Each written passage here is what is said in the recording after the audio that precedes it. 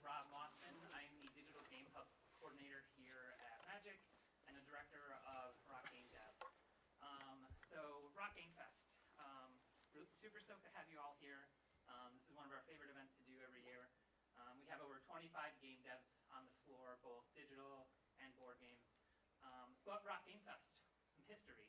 Started back in 2017. We had our first one at the Irondequoit Public Library. And from there, this became a partnership, both with them, with Magic, and with Rock Game Dev. So we've been doing it here at Magic since 2019. Again, just a quick run of how things are going to work today. We have a keynote right now. After that, we'll be back on the floor. The floor is open right now, but we'll be back on the floor. And then at 2:30, we'll have a panel in this theater as well. And the title of the panel is Our Favorite Games and Why. And we'll have some panelists who will be discussing their favorite games, their industry professionals, students, that sort of thing. Some more information on the event. We do have food trucks out front. So you just go through the front door we came in. They're right out there. Bathrooms are right across from the expo floor. You can check those out. We do have a t-shirt table. It's the first year we're selling t-shirts. Very limited quantity. So if you want to get one, make sure to do that pretty soon. We also have posters for sale. So check those out. We're also actually selling the past Fest shirt if you missed out on those. On the t-shirt table, there are maps if you'd like those. Those list all the developers we have today, as well as some information on the back side that I'm kind of going over, as well as hashtags for the event itself. Up next is the keynote event. Today's keynote will be given by Rohit Krasta. He is the principal game designer at People Fun, and the title of his talk is Making Games, How to Turn Your Hobby into a Career. So Ro is part of Rock Game Dev. He's on the board. He's been an integral member of the Rochester game development community for years now. Why don't we all give him a hand and welcome him to the keynote.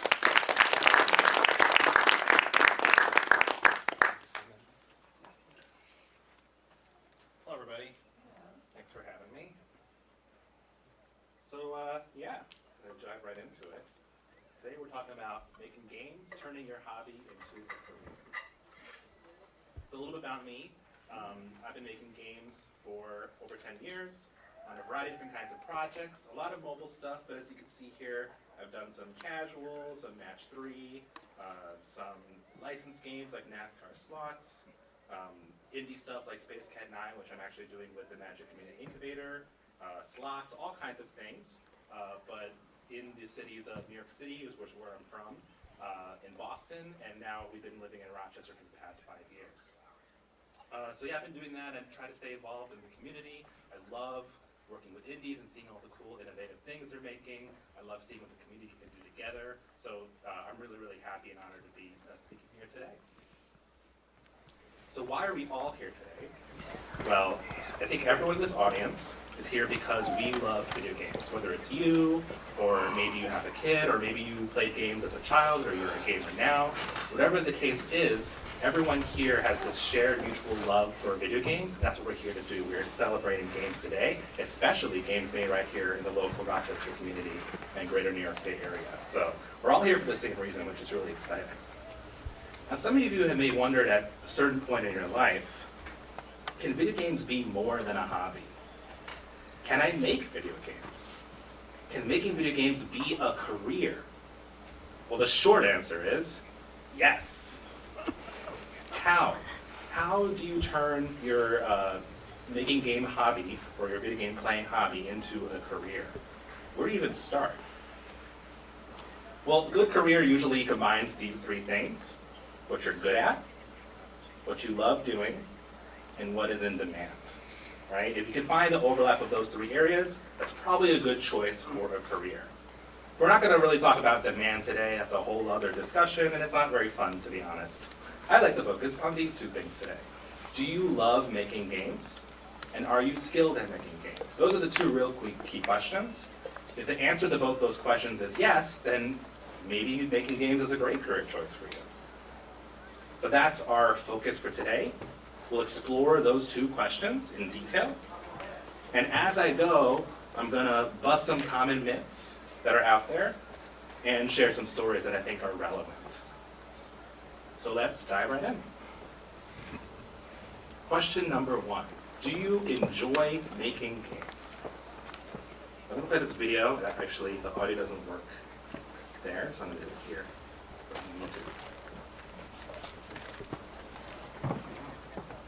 Is it not working?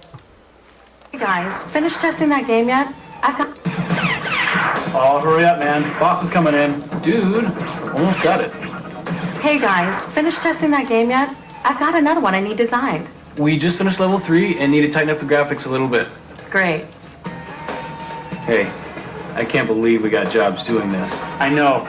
And my mom said I would never get anywhere with these games. Call Westwood College online, 800-914-8582. That's 914-8582. Call now.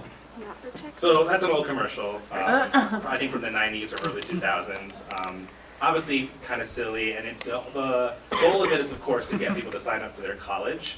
Well, you notice in there some interesting things. You know, they were playing video games, which you would do as a tester.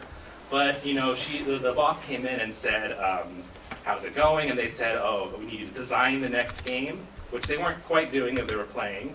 And then they said, "Oh yeah, we need to tighten up the graphics," which is definitely not what they're doing if they're playing on controllers right now. So it kind of like a bunch of things mixed together, but they were selling the fantasy of making games being playing, right? And so I'm sure it was actually probably an effective ad, but very misleading. Now you might think, oh, that's old. People don't think that way anymore. But actually, this is a pretty common thought even today. Oops, let me, yeah, this again. So a common conversation that I'll run into, this happens to me all the time, often with a parent. So the parent will say, "Hey, Ro, what do you do for work?" And I'll say, "Hi, Timmy's dad, I'm a game designer." "A game designer? Really?" "Yeah." "Well, my son Timmy likes to play Call of Duty, you should hire him." And so that still happens today. Obviously, very well intended. Like Timmy's dad wants the best for his son. He knows that Timmy loves video games, and it's totally natural to say, "Hey, my kid loves something. Maybe they could do it for a career." Nothing wrong with that. I'm not trying to, blame Timmy's dad. He means well. But both Timmy's dad as well as that commercial, you notice there's kind of a myth going on here, right? And this is myth number 1 for today. The myth is that loving to play games means that you love to make games. But that's not true. In fact, playing and making are totally different. You can actually think of it like cooking. Now I know that sounds strange, but it actually makes a lot of sense. Making games is more like cooking than you might think. Playing games is like eating. You're consuming, you're enjoying, you're having fun, you're trying different things. That's like playing games. Making games is like cooking. You are creating things for yourself and others to enjoy. Now you can, of course, create food for yourself. You could cook for yourself, cook for others, but the idea is that you're creating. It is very different inherently than eating. And I can't speak for others, but I know for myself, I love to eat. I don't necessarily love to cook, and I'm sure many people here feel the same way. So eating versus cooking. Trying lots of food definitely helps to expand your palate. So like if you wanted to be a chef, you should eat. I'm not saying don't eat. Lots of reasons you should eat, like, living. But also, you could expand your palate, you could try lots of foods, and if you try a diversity of foods, surely it'll help you become a better chef. But also, just because you love to eat doesn't necessarily mean that you're going to love to cook. There's only one way to find out if you love cooking. It's going to sound obvious, you have to try cooking. You don't have to go straight to a culinary school. You don't have to quit your job and start a food truck. If you want to learn and find out if you like cooking, all you need is access to a kitchen with some decent cookware, and you can go home and start cooking today. And hopefully find out if you like it, right? Making games is no different than this. Think of playing versus making. Playing games is an important part of becoming a game dev. Trying lots of games is a really good idea in that quest, by the way. You can develop your taste. What do you like? What do you not like? You can find inspiration. I'm sure many of you have played games that have really touched you and have inspired you to do more things, whether in games or outside of games. You see holes and opportunities for improvement. Have you ever been playing a game and said, I think this could be better? And then you went out and saw, hey, the game that I'm thinking in my head doesn't actually exist. I think that I can make this better. Well, that's a great jumping off point to start making video games.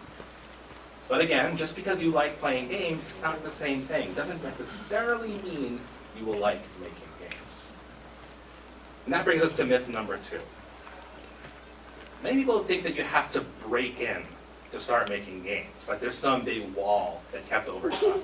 You're not a game developer now, so you can't make games. You gotta get over that wall, then you can start making games. That's not true at all. It's just like cooking, you can start making games right now. There's no secret club that you have to join, you don't have to be accepted into, there's no special tools. That actually was true in the past. But today, you can start right away. You don't have to join, go straight to a video game design school. You don't have to quit your job and start an indie studio. So you can see the parallels here, right, with the cooking. All you need to start making games is access to a computer. And if you don't have that, you can actually even still start designing games on paper. You can paper prototype digital ideas, or you can make tabletop games. Either way, you're building your game design skills, and it's a great way to start. And yes, you can start today. So I want to tell a story that I think is relevant to this, and I'll start with some history, actually. So in the past, things weren't this way, right? Of course, video games in particular, we're not talking about games broader, like tabletop and all other kinds of games, but video games, of course, was more born from the computing industry, right? And so for a long time, 50s, 60s, and even into the 70s, to be a game designer was probably meant that you were a programmer.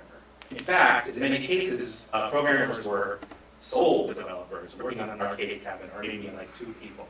And they were essentially assigned to make the whole game. In the process, they had to make a ton of design decisions. So effectively, if you were making an arcade game, you were also a designer. But then starting to go into the 80s, and especially the 90s, industry just got bigger and bigger, more cross-disciplinary. And other people, not necessarily programmers, started making their way into games, into the game industry. And if you ask anyone who got into the game industry in the 80s or 90s, their stories are all pretty similar. None of them went to school for games. I promise you that, because that wasn't a thing back then. They all found a way into games in an indirect way, tangentially, through some other kind of skill that surprised them. Hey, wait, you can make games? And then also, hey, wait, my skills are actually to making. So just to give you some examples, these are famous designers. Brenda Romero, she was a Wizardry fan. She played Wizardry the game, and she had another job, I forget what it was, but she met someone outside who happened to work on Wizardry, happened to be the right place at the time, and they started asking her about the game, back and front, hired to write FAQ. You know what an FAQ is like, essentially help questions and answers. Became like the helpline for Wizardry, help people get through the game. Then became a tester, designer, and leveled up and up and up, and now is a world-renowned designer. Mark Rosewater, the head designer of Magic, came from a comedy sitcom writer.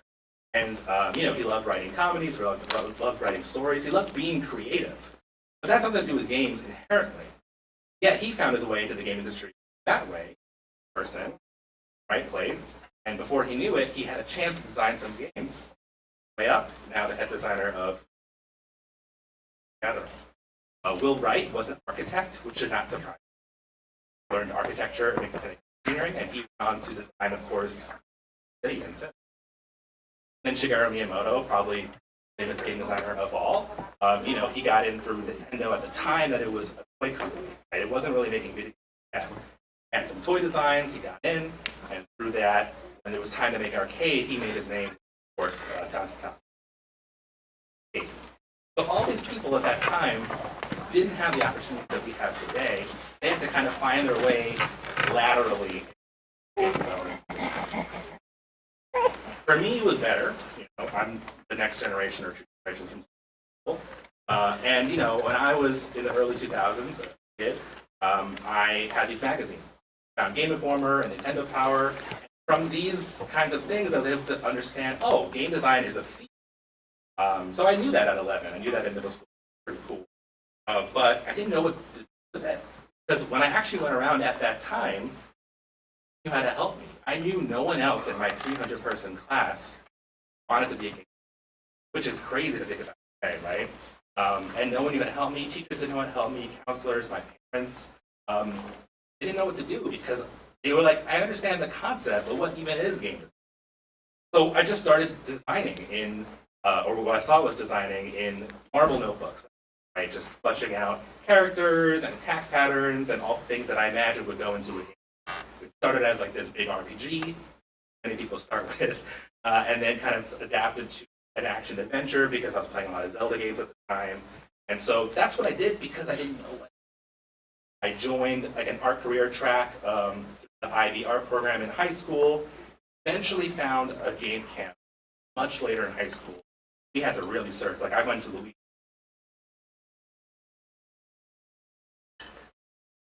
Things are so different today, and much better, I must say. Never been an easy, especially to start making games. And there's lots of tools, resources available to you. For example, there's a ton of free game engines. You probably recognize a lot of these logos, right?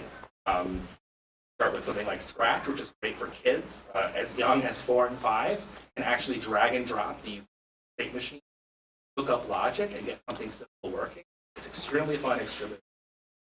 Things like Game Maker Studio and Construct, which are very, very robust, and actually people make famous shipped games off of these engines.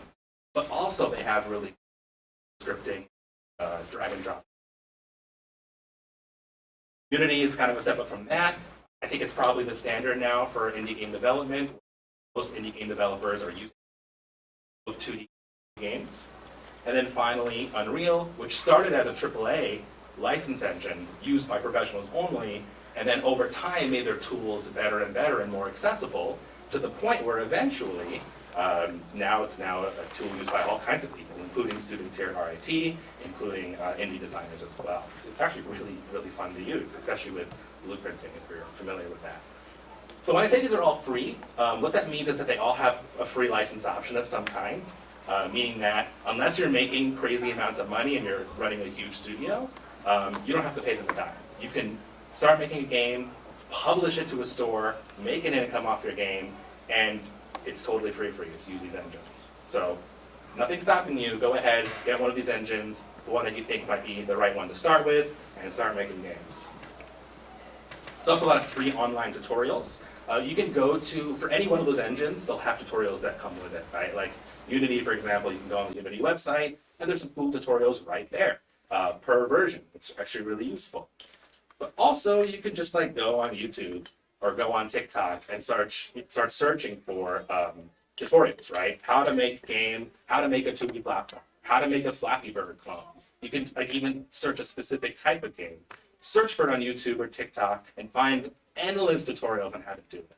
Now, for some people, that's really great. They like to watch someone do it and go through the motions and maybe do it in parallel. You can have them doing it, you're doing it, and you get to learn as you're doing, right? Which is a great way to learn. I also highly recommend game jams. So if you don't know what a game jam is, essentially you try to make a game, usually from scratch, in a very short period of time. Often 48 hours. So for example, a weekend, like you'd start Friday at 5 and Sunday at 5, and in that time, try to make a game. It sounds really crazy, but it's actually a ton of fun. You'll meet people, you'll have to try a bunch of things, you'll definitely learn a lot, and by the end, you'll have something. Now, it might be a broken, janky, weird prototype of a thing, but you'll have something and you'll have learned a ton, and you probably have some kind of idea, hey, is this for me? Right? Because you'll have put in all that work over the weekend, and you'll know if you had fun or not, right? So when you think of it from that perspective, one weekend to learn if this is right for you, that's a really good deal, actually. So I highly recommend game jams. Jump in, try. You don't need any experience. You can jump in and try it right now. If you look, I wanted to actually just share 2 examples. There's a gazillion game jams out there, but Ludendare is a well-known online virtual game jam that it's happening regularly, I think like 3-4 times a year. And you just go to the website, find the next one, sign up, and you can participate. For a global game jam, that's the biggest game jam in the world. It happens every year. There's sites all around the world, including here at RIT and here in Rochester. There are sites that you can participate in. So you get to go in person and be a part of this giant game jam.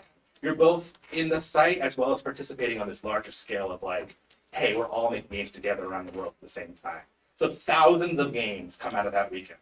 Thousands and thousands of games because of how many people are participating. It's really, really cool. And the next one is January 30th. It's really cool. For people who like more structured learning, a camp might be a good idea, right? Because not everyone can sit on the computer and watch YouTube videos. It could be kind of boring, to be honest. And for me, I would probably start to lose it. So if you want something more structured, a camp might be a great choice because you can get instruction from a teacher. You can sit down with the kids, join a group, make a game with them. Sometimes it's over a few days, sometimes it's over a week. It could be multiple weeks, but either way, you get to go to a camp, usually they'll have an engine set for the camp, like it'll be like a Scratch camp or a Unity camp or something like that. You get to make something and then learn a ton and leave. I also want to call it specifically, these days they have things like Minecraft camps and Roblox camps, and those are super cool too, because essentially you get to make a game inside the in-game editor. Making games in Roblox and Minecraft is so fun and so cool, and if you or your kid already like those games, it could be a jumping off point, right? Because you're familiar with the interface, you're familiar with the world, and you get to actually see things happen quicker. So that brings us to myth number 3. You have to code to start making games. A lot of people seem to think this, but it's not true anymore. In fact, today you can make games without coding live. The reason why is because game development is very cross-disciplinary, right? As the industry has gotten bigger, as teams have gotten bigger, all these different kinds of roles have appeared where you can actually specialize. You could be a designer, you could be a producer, a tester, an artist, an animator. And yes, if you want to be a game programmer, then yeah, you have to learn how to code. But in most other roles, you actually don't have to code.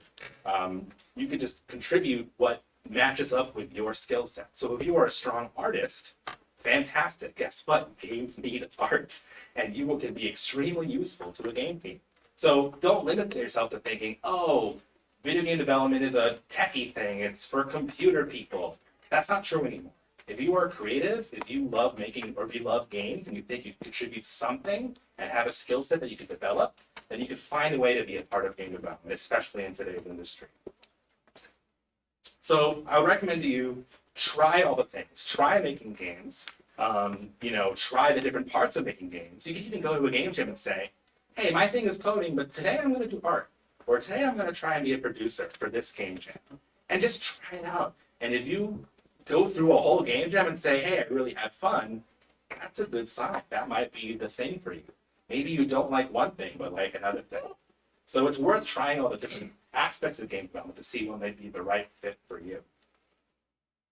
So ask yourself, after you've tried, do you enjoy making games, not just playing?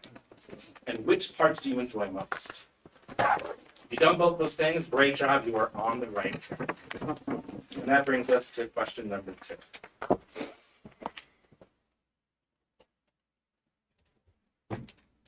Are you skilled at making games? It's kind of a weird one, right? This is a much harder question to answer, right? It can take a long time to figure out if you're skilled at making games. There is no shortcut. Also, not everyone takes the same amount of time to pick something up. It's a frustrating thing in life, right? Have you ever started something at the same time as someone else, like a friend, and like it just seems to come so easily to them? It's not fair, right? That's actually totally normal. Which brings us to myth number 4. Skill is what comes easily to you. A lot of people seem to think that. Because they say, oh, it came easy to my friend, but not easily to me, therefore they're skilled and I'm not skilled. That's not really the right way to think about it. A much better way to think about it is skill is your ability. And whether or not it's easy, you can gain skills. The path, every person's path is going to be different to get there anyway. There's going to be all kinds of different twists and turns. So don't worry about the path so much. Just try to build the skills. Skill is not about what comes easily to you. It's just something that you have. It is your ability. So I think I can illustrate this better with a personal story. So when I was young, I had a natural talent for playing piano. I loved playing piano. It came easily to me. I would learn lots of songs. And if you had met me at that time, you might have said, oh, he's going to grow up and become a pianist probably. That's a great choice for him, or some kind of musician. I had what you would call like a good musical ear, meaning like I could hear things and just start playing on the piano without having to write or read music. It came easily to me, right? You could say I had an aptitude. But somewhere around middle school, I was doing NISMA, which is like a state music bands and stuff, and I was getting better and better, and the songs were getting harder and harder. But right around middle school, I started to plateau in my skills. I was not really getting better anymore, just doing what I was doing, right? I hit this plateau and it was very frustrating. Why did that happen? How could I be getting better for all my childhood and then suddenly in middle school be struggling? Well, what happened was my ears stopped working. Sorry, my ears still worked, but it stopped being enough. That's the right way to put it. Suddenly I had to work. Oh no, right? Where the ear had gotten me all that way, all to that far, but now I had to actually work because the songs were getting so hard that I had to actually do the work to get better. This was a problem because I actually hated sight reading, and like with a passion. That's part of the reason my ear was good, is that I was able to avoid sight reading, and I didn't even really like performing that much. Like I would practice, memorize a song, go up in front of a people or a recital or an ISMA, and then my fingers would start trembling, and I hated that feeling of like, I had no control suddenly. You can know a song and then totally mess it up. So now these are things that you can overcome, and pianists do, right? Every pianist has to deal with this in some way, and they either have already overcome it or they're still dealing with it and working with it. But for me, I'd gone through my whole life without having to deal with this, and suddenly it was in my face, and it was really, really hard. So, and this is the point, I loved piano, and I still do, but I didn't love the work, and that is the key difference. That's what separates a hobby from a career, right? Piano is a great hobby for me, but it's not a great career choice for me. And that brings us to aptitude versus passion. So when people, that misconception about skill, people are really thinking about aptitude. Aptitude is the natural ability of someone, or ease of picking something up. That's what I mean when I say sometimes certain people can pick things up easier than others. Aptitude is helpful, but it can't take you all the way there. Here's the good news. You don't actually need aptitude. I know that sounds crazy, but it's overrated. What you really need is passion. If you want to make a career, you need to be really passionate about it. Passion means you're willing to put in the work, and it means that learning and improving is rewarding, right? In and of itself. You enjoy that process of going to the flute. Where, in piano, had I enjoyed learning sight reading, or at least was able to push through it and then enjoy having that skill, then it wouldn't be an issue, right? That's how I feel about game design.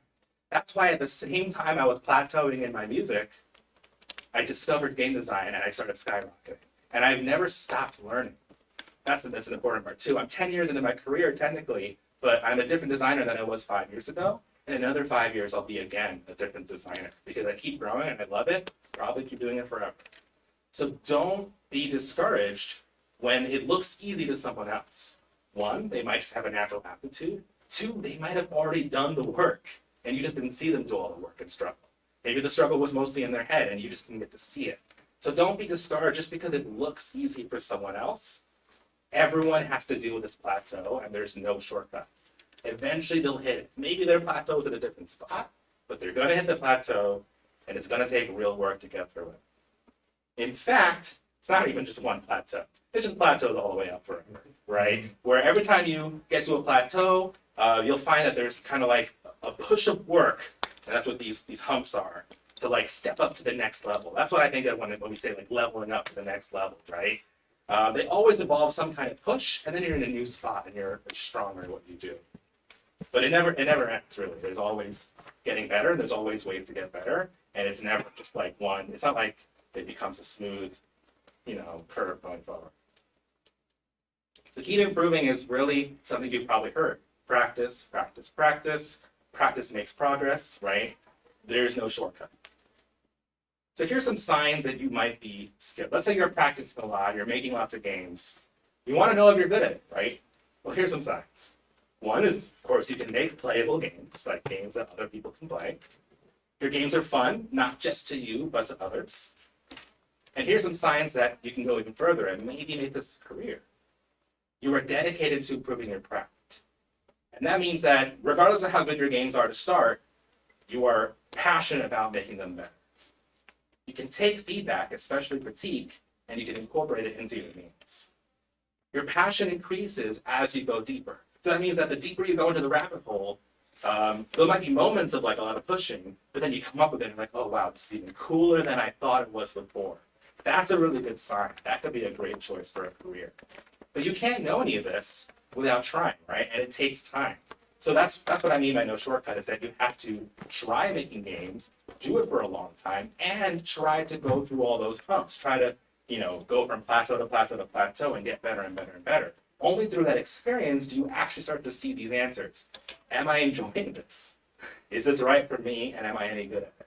And then you're on a much better track. By the way, I just want to mention, hobbies are okay. This is not an anti-hobby talk. Hobbies are wonderful. I still love to play piano today, 20 years later from that plateau. Accepting piano as my hobby was actually a very healthy choice. Basically, I mentally decided this is probably not going to be my career, but it could still bring me joy. And what's great about it is I no longer feel any pressure to perform or improve, right?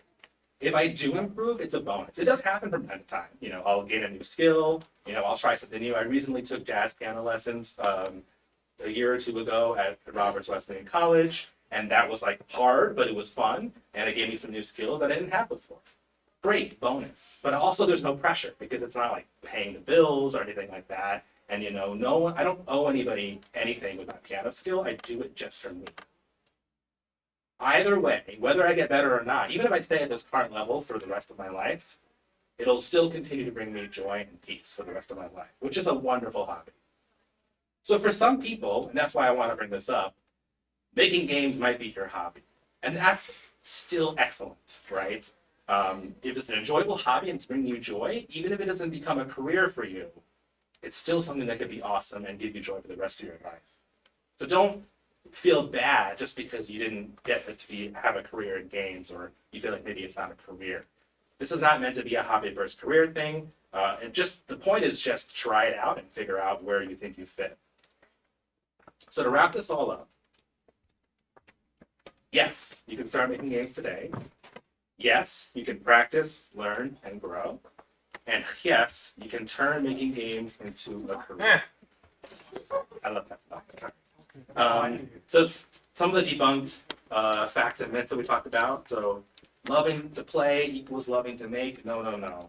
Playing and making are totally different. You don't think that you have to break in. You can start making games right now. It's not true that you have to code. You can start making games actually without coding a line. And finally, don't think that skill is what comes easily to you. Skill is your ability, and it may or may not come easily to you. So these are the keys here to exploring whether or not game design or game development as a whole could be right for you. But if you have to take one point away from this whole talk, I know I mentioned a lot of things. It's just that making games is super fun, and you should definitely try it right now. If you can manage to figure out how to turn it into a career, or even a hobby, I promise that it's super fun and very, very rewarding, and there's like a whole wonderful possibility space to go after that. So on that note, thank you so much. I hope you enjoy Rock Game Fest, and let's go play some games.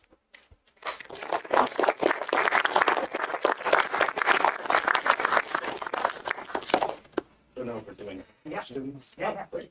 So we have time for questions. We can run a mic up to you if you would like to ask a question. I'm loud. I can do it from here. Which role in the game development process do you personally fill? I just mentioned that. I'm a principal game designer, so I primarily design, but I consider myself a technical designer. What that means is that I do have coding ability, and I use those skills to help me be a better designer. And that might be that I've had jobs where I've had more or less coding, and but always it's kind of still focused on the player experience because I'm more technical designer as opposed to like a designing programmer, if that makes sense. Thank you. Yeah.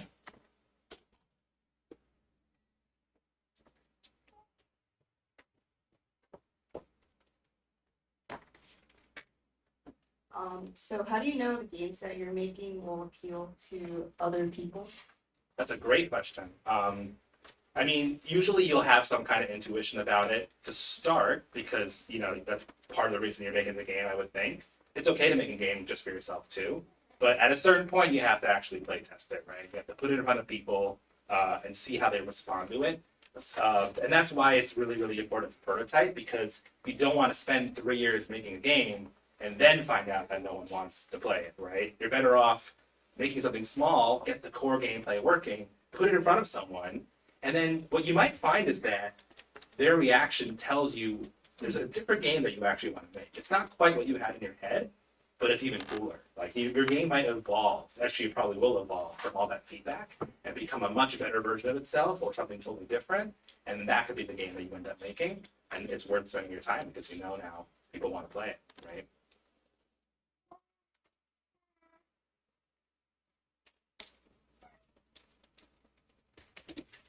So when people use the term talent, do you see like talent and aptitude as the same thing, or is talent more like skill? That's a good question. Yeah, words are words are very fuzzy, right? Especially in the English language. I guess I see it as a little of both. Talent is like aptitude because like a natural talent, I think, is what aptitude is. But talent is also like your ability to overcome those obstacles. I think we see it as talent because we see it from the outside for the result. But I like to think that talent is not just that. It's like, oh, this person will take on obstacles and overcome them and become better and better. So that to me is real talent. But yeah, I guess when you say natural talent, you're talking about like aptitude.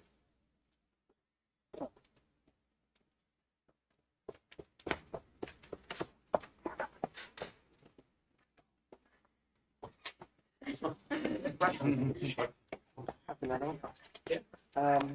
What's your favorite part of the process as a technical designer? I think that the funnest parts, I love all the parts because it all ends up in a game. That's fun. But the funnest parts, I think, are the early and the end. So the early part's fun because it's like what we call blue sky. Anything is possible. You're imagining what the game could be. And like that's really exciting naturally for any designer. The middle is a lot of just like focusing and, a nose to the grind kind of stuff. But I also like the end because the end is like, you know what this game is now. You're so close to finishing it, and now you're polishing. You're just like making every little tiny detail better, and that's super satisfying. So I would say my favorite parts are the beginning and the end, but I kind of have to love all the parts to really make a great game, right? I can just shout from here. When you start to work on a game, how would you approach an artist and say, like, this is what I want, what can you give me? What's that process like? So I assume you're like an indie game designer?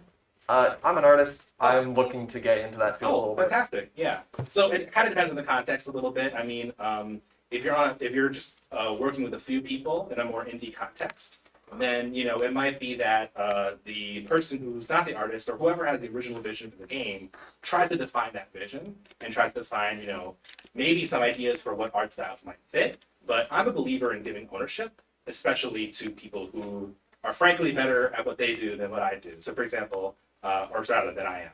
So for example, I can't do art, period. So it doesn't really make much sense for me to micromanage an artist. It makes a lot more sense for me to define, here are the high-level design goals we're trying to achieve. I have some ideas, here's some art style that I like, but I'm not gonna dictate everything that the artist is gonna do. I'd much rather work with the artists and try to help together find something that we think both is an art style that they can nail, that they're passionate about, that we believe can achieve those design goals.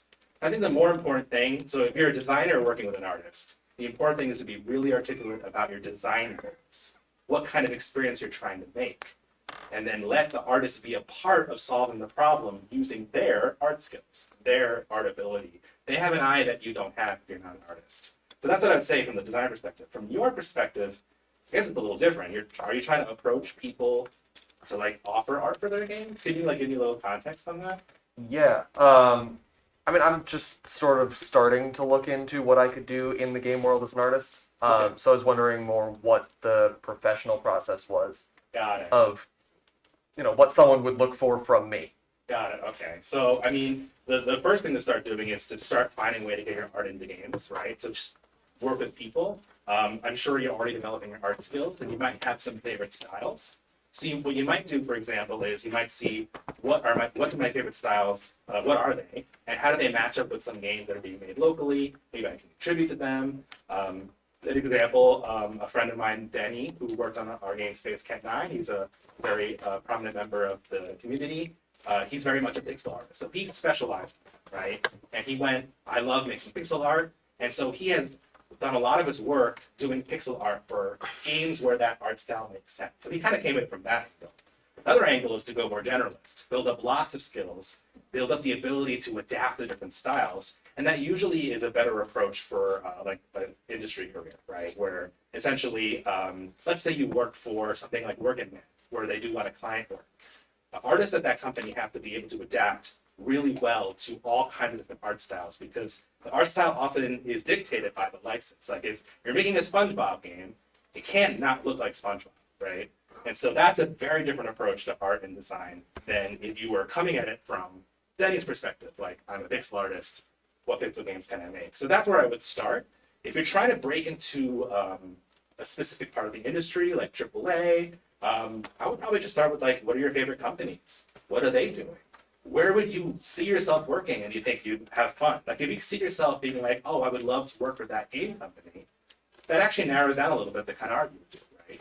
Or if you would love to work for, I forget the name of the company, but the indies who made like Celeste, that's a very different kind of art. Or Hades and Supergiant, right? So you can kind of see where different companies, even though they're broader than indies, they still have usually some kind of specialized skill set. So yeah, that's what I recommend doing. And if you have it in you, you could also try making a game yourself. You know, you could try opening up Unity and throwing your art into the engine and seeing what you could do, just to like get a feel for what it is. There's a bonus, which is that even when you're working with programmers and designers and other kinds of people, if you can be in Unity, you'll actually be a more useful artist to them. You'll be able to be on the ground with them working on the game instead of just throwing art over the fence. So I know that's a long answer. That answers it perfectly. Thank you. Yeah, awesome. I think we have time for one more question.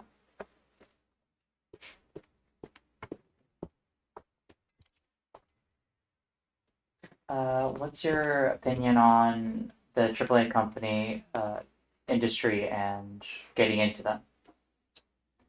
Yeah, so I've spent most of my time not in AAA. I've been in more, it's like AAA mobile, but it's different.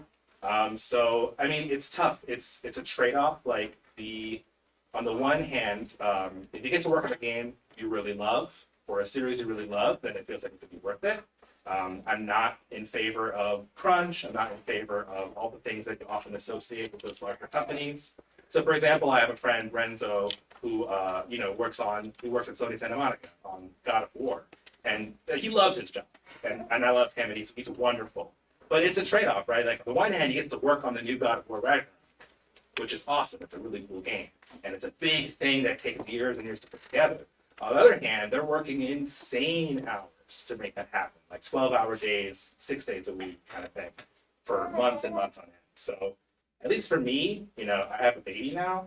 I don't think I would ever go into AAA at this point in my life. But for some people, it could be perfect for them. So it's more of a preference than any like good or bad in any kind of objective way. And what do you think about how easy do you think it is to get into them, or how difficult do you think it is to get into them? It is hard just because everyone wants to do it. And, with now game programs like RIT's programs, there's now people graduating from school with degrees who want to make games, and they've been planning to make games for their whole childhood. So the bar is getting higher and higher. So it's harder in that sense, but it's easier because things like, you can now work remotely. There's also more jobs available, right? And it can also vary a lot based on your specialty, right? So for example, being a game designer is extremely competitive and selective if you want to be a designer at a company, but other roles might not be as much. As an example, at this moment, technical art is kind of like a bit of a hole where I'm not saying it's easy to be a technical artist at all. It's actually really hard to be a technical artist. But right now, the demand is high for technical artists. So therefore, it's slightly easier right now to get a job. Same with actually programmers. There's always going to be demand for programmers, period. So if you are a coder, you frankly have an easier time getting any kind of job, even in the industry or not in the industry, in AAA or not AAA, period, because everyone will always need coding, right? So it kind of depends on what you do. If you want to be a designer or an artist, or especially like a sound designer, even Sony Santa Monica, right?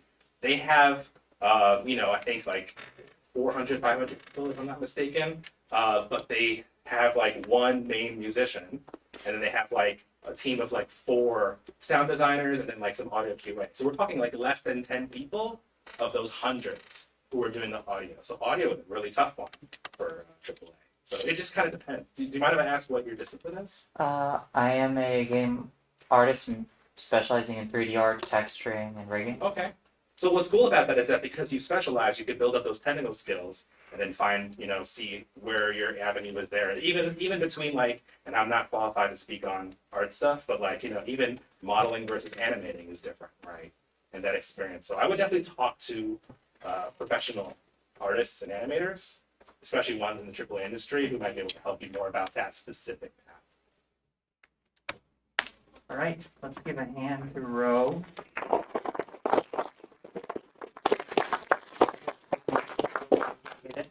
So again, we'll be having a panel at 2:30 here in this room.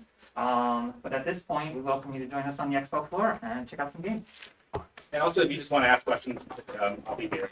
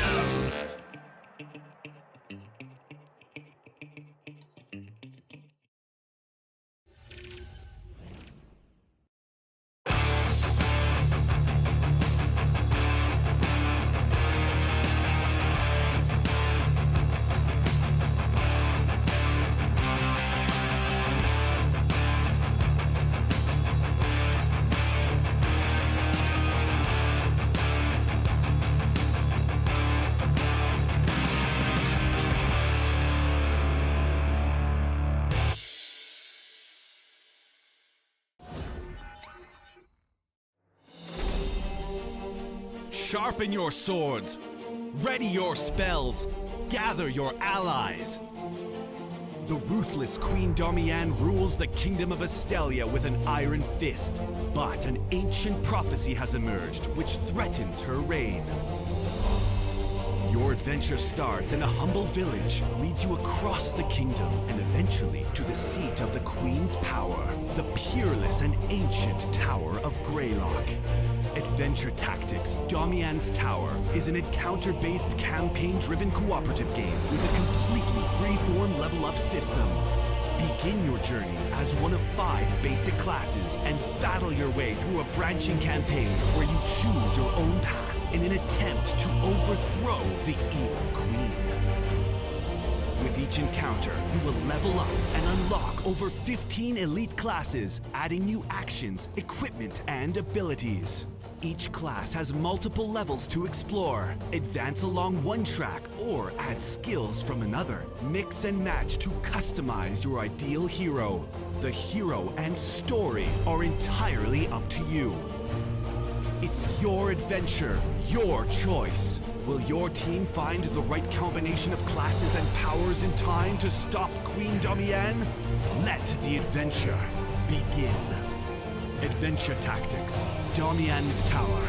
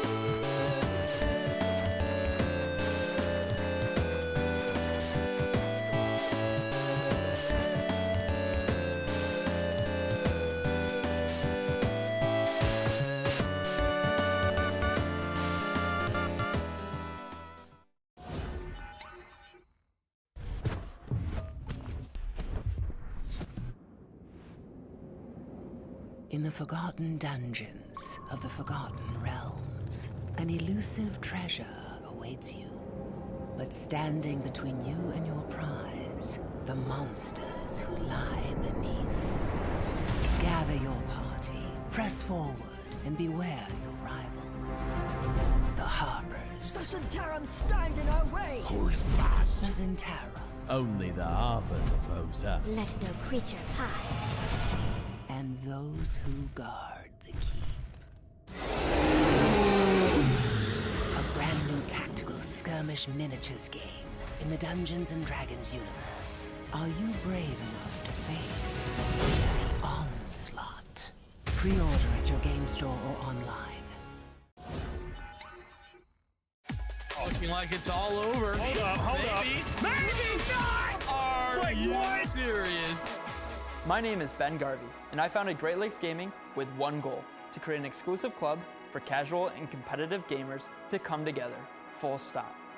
Every week, GLG hosts esports competitors of all ages with real prize pool tournaments and a live broadcast to Twitch. One actually does come through for Jenny. The second, the third, the fourth. With thousands of followers and hundreds of weekly players, the GLG community is thriving more than ever. And now we're building a better experience for our players. And we're setting the bar high. No, literally, 22 stories high. Welcome to the Gaming Lounge, the first of its kind, located on the 22nd floor of Innovation Square in downtown Rochester, New York. That's right, this space is built just for you, with the latest and greatest in gaming gear and plenty of space for you to claim that little bit of glory. As you enter the Gaming Lounge, you'll be welcomed at our reception desk, and behind that, our main office. Here, we'll produce our professional broadcasts and turn those sick plays into the GLG highlight reels you've come to love. LAN tournaments, viewing parties, that all happens here in the viewing room. And if you need a little practice to start actually winning for once, spend some time in a team practice room. At some point, you'll need to touch some grass and maybe grab a bite to eat. So we partner with local cafe and restaurant, Bite Rochester, to provide fresh and healthy snacks at our cafe in the clouds. And of course, the crown jewel, the gaming room, stacked with hardware from limited edition consoles to top-of-the-line gaming PCs. Yeah, that's right, we've got GPUs. And if that's not enough, we've got 2 more private streaming booths fully prepared to take your following to the moon. The GLG Lounge is the ultimate space to stream, host, and hang, with no compromises, all built for your next win in the clouds. Grab your GLG membership today at glgaminglounges.com.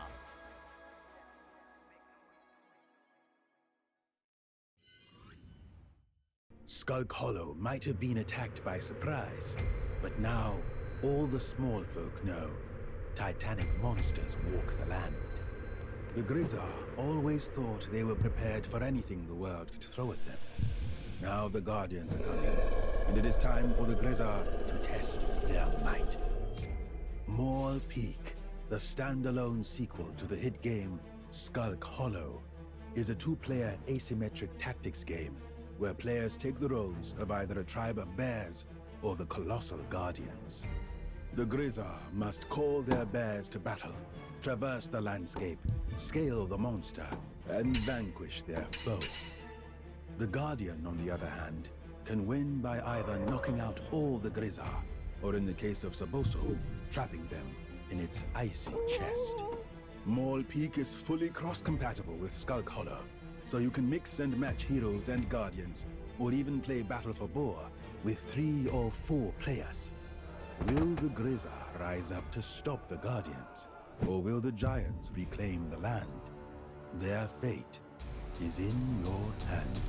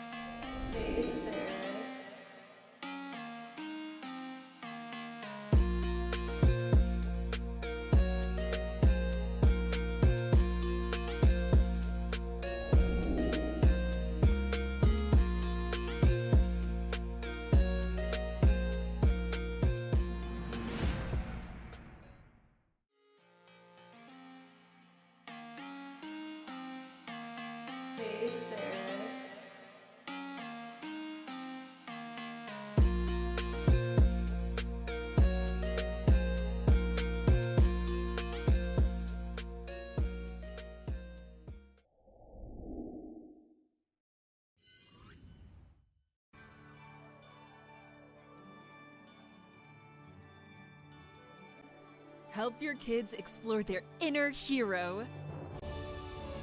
From soccer fields and dungeon raids to spelling bees and martial arts tournaments, the Questlings series is a world for all to share. Following the everyday challenges of a diverse group of young characters, Questling's stories parallel the epic and colorful adventures of an eclectic band of heroes out to explore a wide and wonderful fantasy world. With lessons to be learned, layers to be conquered, and dungeons to be delved, your kids will never have half as much fun with their bedtime stories. But wait, there's more!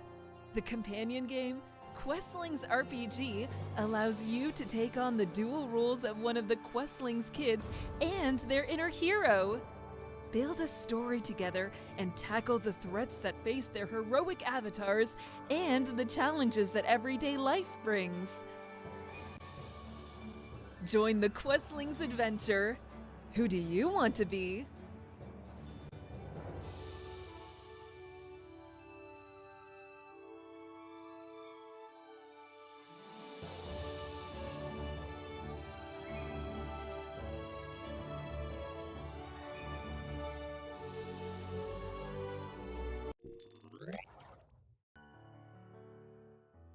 Insanity is doing the same thing over and over again, only to expect different results. That pretty much sums up the last few years of my life. Come to think of it, I really don't know how long it's been now.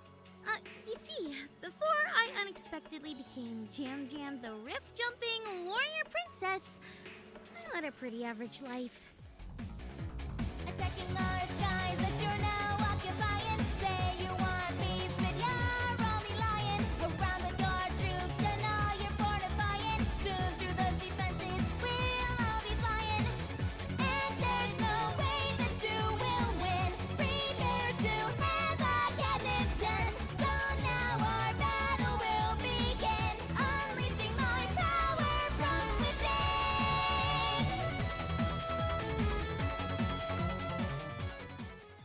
Jam, Jam, and Jelly. The nonsensical, high-tactical, 110% cute 'em up.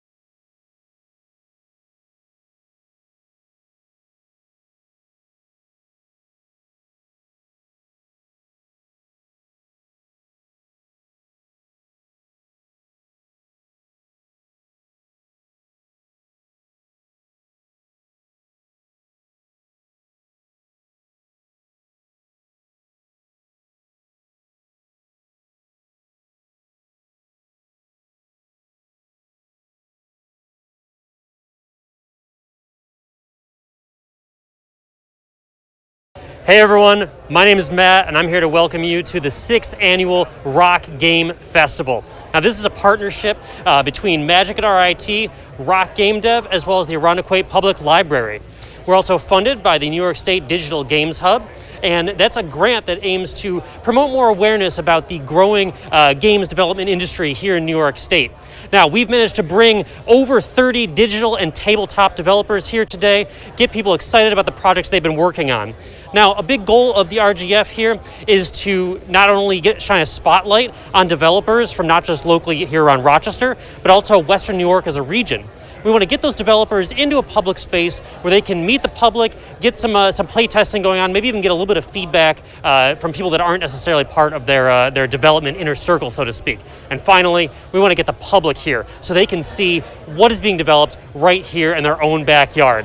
So we have a lot of things to go check out and some people to talk to, so we're going to head over to the first table now. Let's go. Sorry.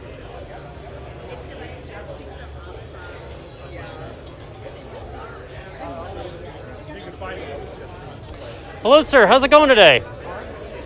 We'd love to get a little bit more information about your game. Could you tell us what?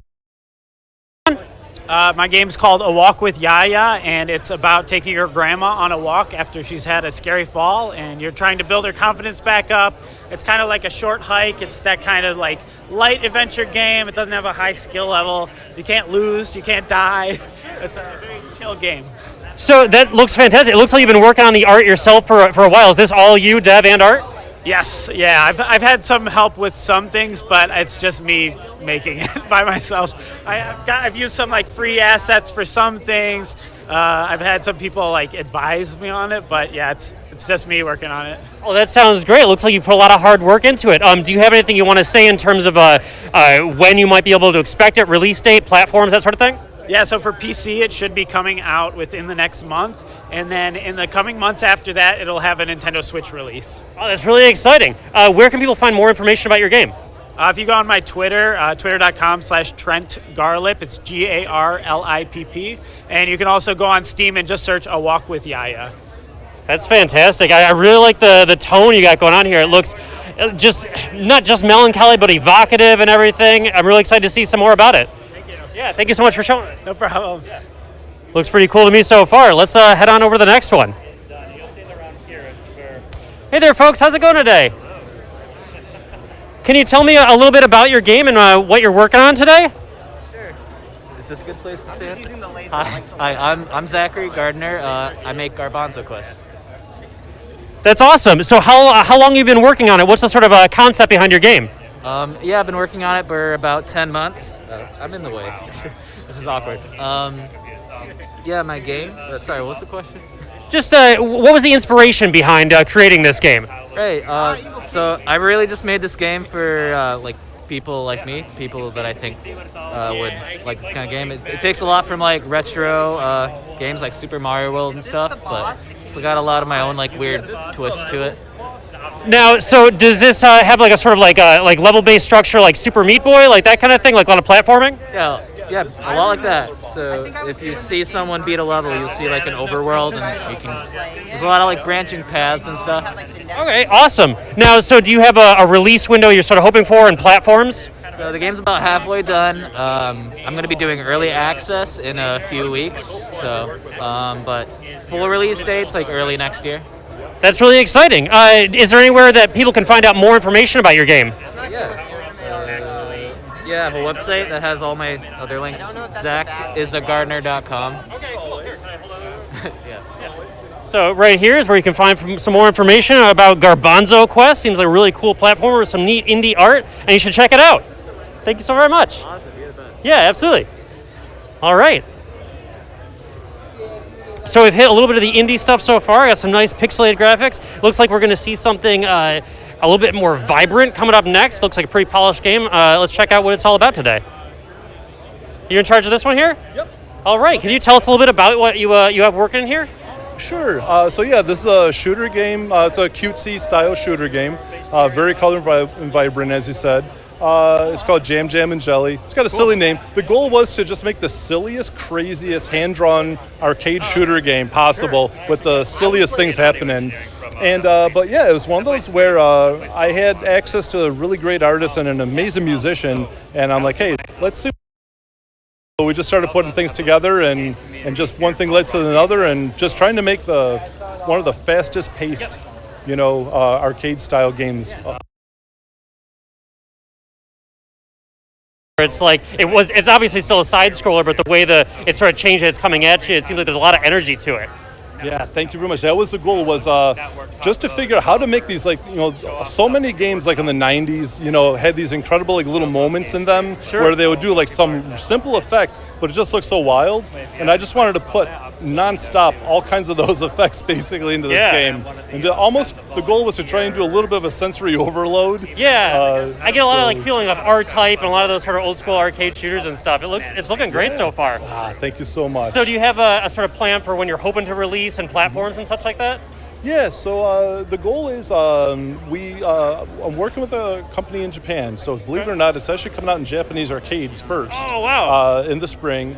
And then home version much later, probably, a year down the road. Make sure the arcade guys, they get the chance to really show it off. And it's going to be a lot of fun. But it will be available for everything, but time frame is going to be a little bit out there. Sure. So it's Jam Jam and Jelly, and is there anywhere that people can find more information about your game online or something? Yeah, basically you can look for Jam Jam Jelly on Twitter or right on my website, which is Kumro Games, KUMRO games.com, and I'll just keep sharing more information as the project progresses. That sounds awesome. Well, best of luck in the Japanese arcade market, and I wish you well. Thank you so much. Thank you. Take care. Yeah. All right, next up, it looks like we have Goat Cliffer. How's it going, guys? Good to see you. So I was wondering if you could just tell me a little bit about the concept of your game and the inspiration for it. Yeah, well, so for Goat Cliffer, the idea was to make kind of a simple, fun mobile game. So you are in charge of a herd of goats on the top of a cliff, and you have trolls that are constantly popping up out of the ground and attacking, and then you have to use your hero goat to knock the trolls off, while also keeping your herd goats away from the edge, because they're not very bright and they'll run right off the edge. Of course. So it sounds like a little bit of a Lemmings kind of idea to it. Yeah. It can be very frantic, especially as more and more trolls keep popping up, and you're trying to last as long as you can and get a high score, right? So did you have a specific game mechanic inspiration for it, or just sort of something that you felt that you sort of wanted to create? So this was one where a member of our team, we were just brainstorming game ideas, and he just put the words, what if we did a game called Goat Cliffer? And he had no idea what that meant. And then it was up to the rest of us on the team to kind of figure out, well, what does that mean? What would you do? Sometimes that's how it works, right? You just got to throw things around, and then someone just starts making one of them, right? That's awesome. Well, so do you have an idea for a release date or platforms? I mean, obviously you said mobile specifically. Well, Go Cliffer is available now on both the Google Play Store and the Apple App Store. Totally free for anybody to download and play. Awesome. Yep. So, I mean, I guess I was going to say, is there any way that they can find more information? But just go and get it. Go check out Go Clifford. Yeah, awesome. Well, thank you so very much for showing it off, and I wish you best of luck in the rest of the expo. Yeah. All right. So next, I'm gonna skip Big Boss. We're gonna come back to them since they got a bit of a crowd going on right now.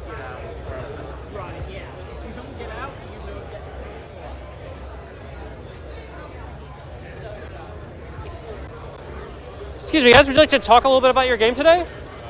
Sure. Yeah. So we're just doing a little bit of information, checking out what's going on at the expo today. Could you tell us a little bit about your game concept and what you're showing off? Sure. Well, it's a roguelike Souls-like built around the idea of dynamic enemy possession. Every single enemy you fight in the game, you can take control of, and you get their unique abilities. Say some guy's sniping you from the distance, and you're dying a lot to it, you can take that by just possessing it. And it's a roguelike, so every time you die, it resets, and every level is procedurally generated. Sure. And basically, the idea is that you just keep going and possessing new things. So obviously, there are your major ideas here, come from Souls-likes and stuff like that. So you said roguelike. Is there a meta progression outside of that, or do you literally lose everything every time? No, there's a little bit of a progression. Basically, you can get these little items in every level, and then you can put those towards permanent upgrades, like additional healing charges, or let's say unlocking a new item through a blueprint. This man is walking into a wall. So about how long have you been working on the game? 3 years now. Fantastic. Or 2 years actually. It takes a while though. So is it just you for art and dev as well? No, I have my own team. This actually started as a student project here at RIT in actually Aaron Niebuhr's class production studio. Okay, cool. We made our own little game studio, and basically we're not working out full time, but it's just a little pet project now. Information you'd like to share in terms of potential release dates or platforms you're looking at? No, not at the moment. Yeah. No, that's totally okay. Or it's a pet project right now. It's still in a pre-alpha state, so it's time for the biggest sale of the year on the Sleep Number 360 smart bed. Why choose proven quality sleep from Sleep Number? So where could people find more information about if they wanted to follow along with this? The website is stoutheart.darkringstudio.com. You can also look up Stoutheart Broken Spirits, that might pop up. Yeah, that sounds great. Well, I mean, it's looking like you've put quite a bit of work into it so far. Even just some of these effect animations are really interesting and sort of engaging. It makes me want to get into this world a little bit more. So I appreciate you talking about the game a little bit, and I wish you best of luck in the rest of your showing. Cheers, man. All right. It's amazing what someone can accomplish in 3 years with just a... All right. Let's see. I'm in charge of this booth over here. Do you have time to talk a little bit about your game, or are you in the middle of something?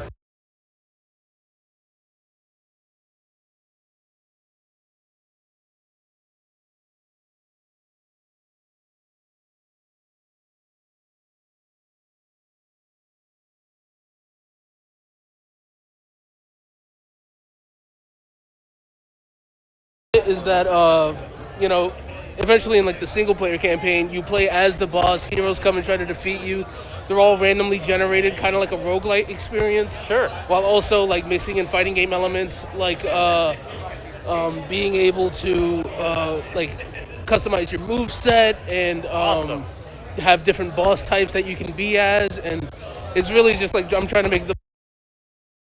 Well, that sounds fantastic. Do you have a specific inspiration that you tried to pull from, or just the idea of like a fighting game where you're the boss? Is that the... Well, yeah, I pull a lot from Rogue Legacy and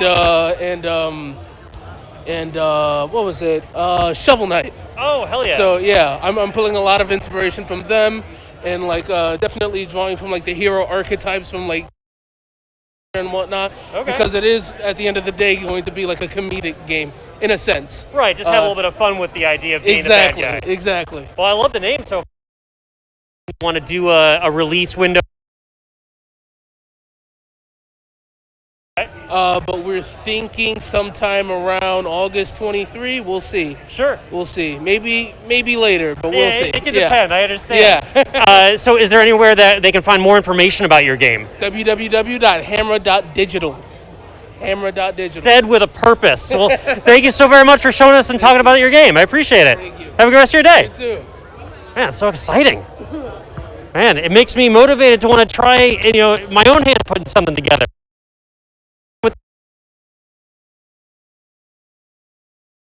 So are you in charge about your inspiration and what you're creating here? Well, let's see. This game is called Wizard Heist. In the game, you is trying to steal as much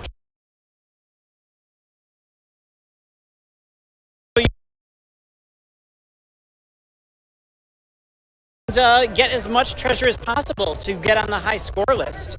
So it's kind of like an arcade game where you've got to rack up as many points as the role-playing game.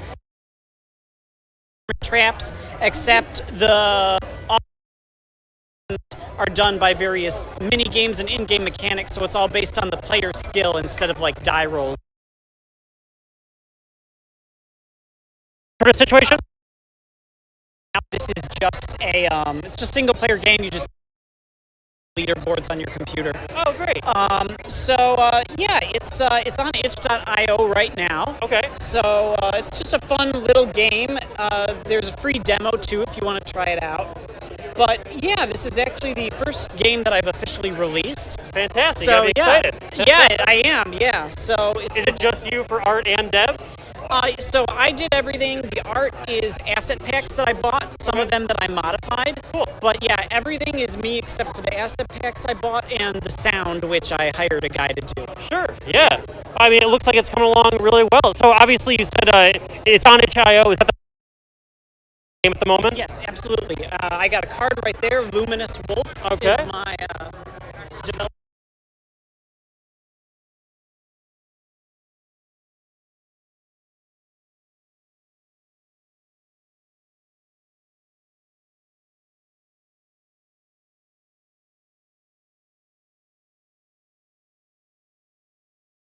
Well, check it out on itch.io. You have the information. I appreciate you talking about it with us. All right, thanks a lot. Yeah, absolutely. Good luck the rest of Expo. Thank you. All right. We are going to check out the next game over this way here.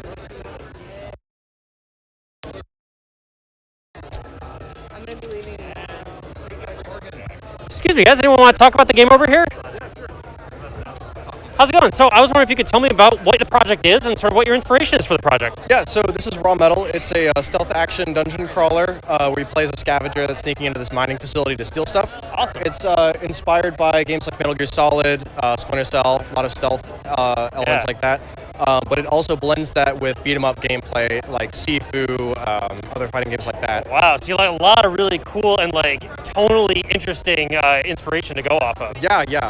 Cool. We're going for a very stylistic approach with the shaders and the animation, and just have this very sort of snappy, fast-paced combat sort of feel for the game. So how long have you been working on it so far? We've been working on it since May, so a few months now. Okay. We just started going full-time on it a couple weeks ago. It seems like you got the animations pretty pulled together in the art style. Do you have like a large team or how many?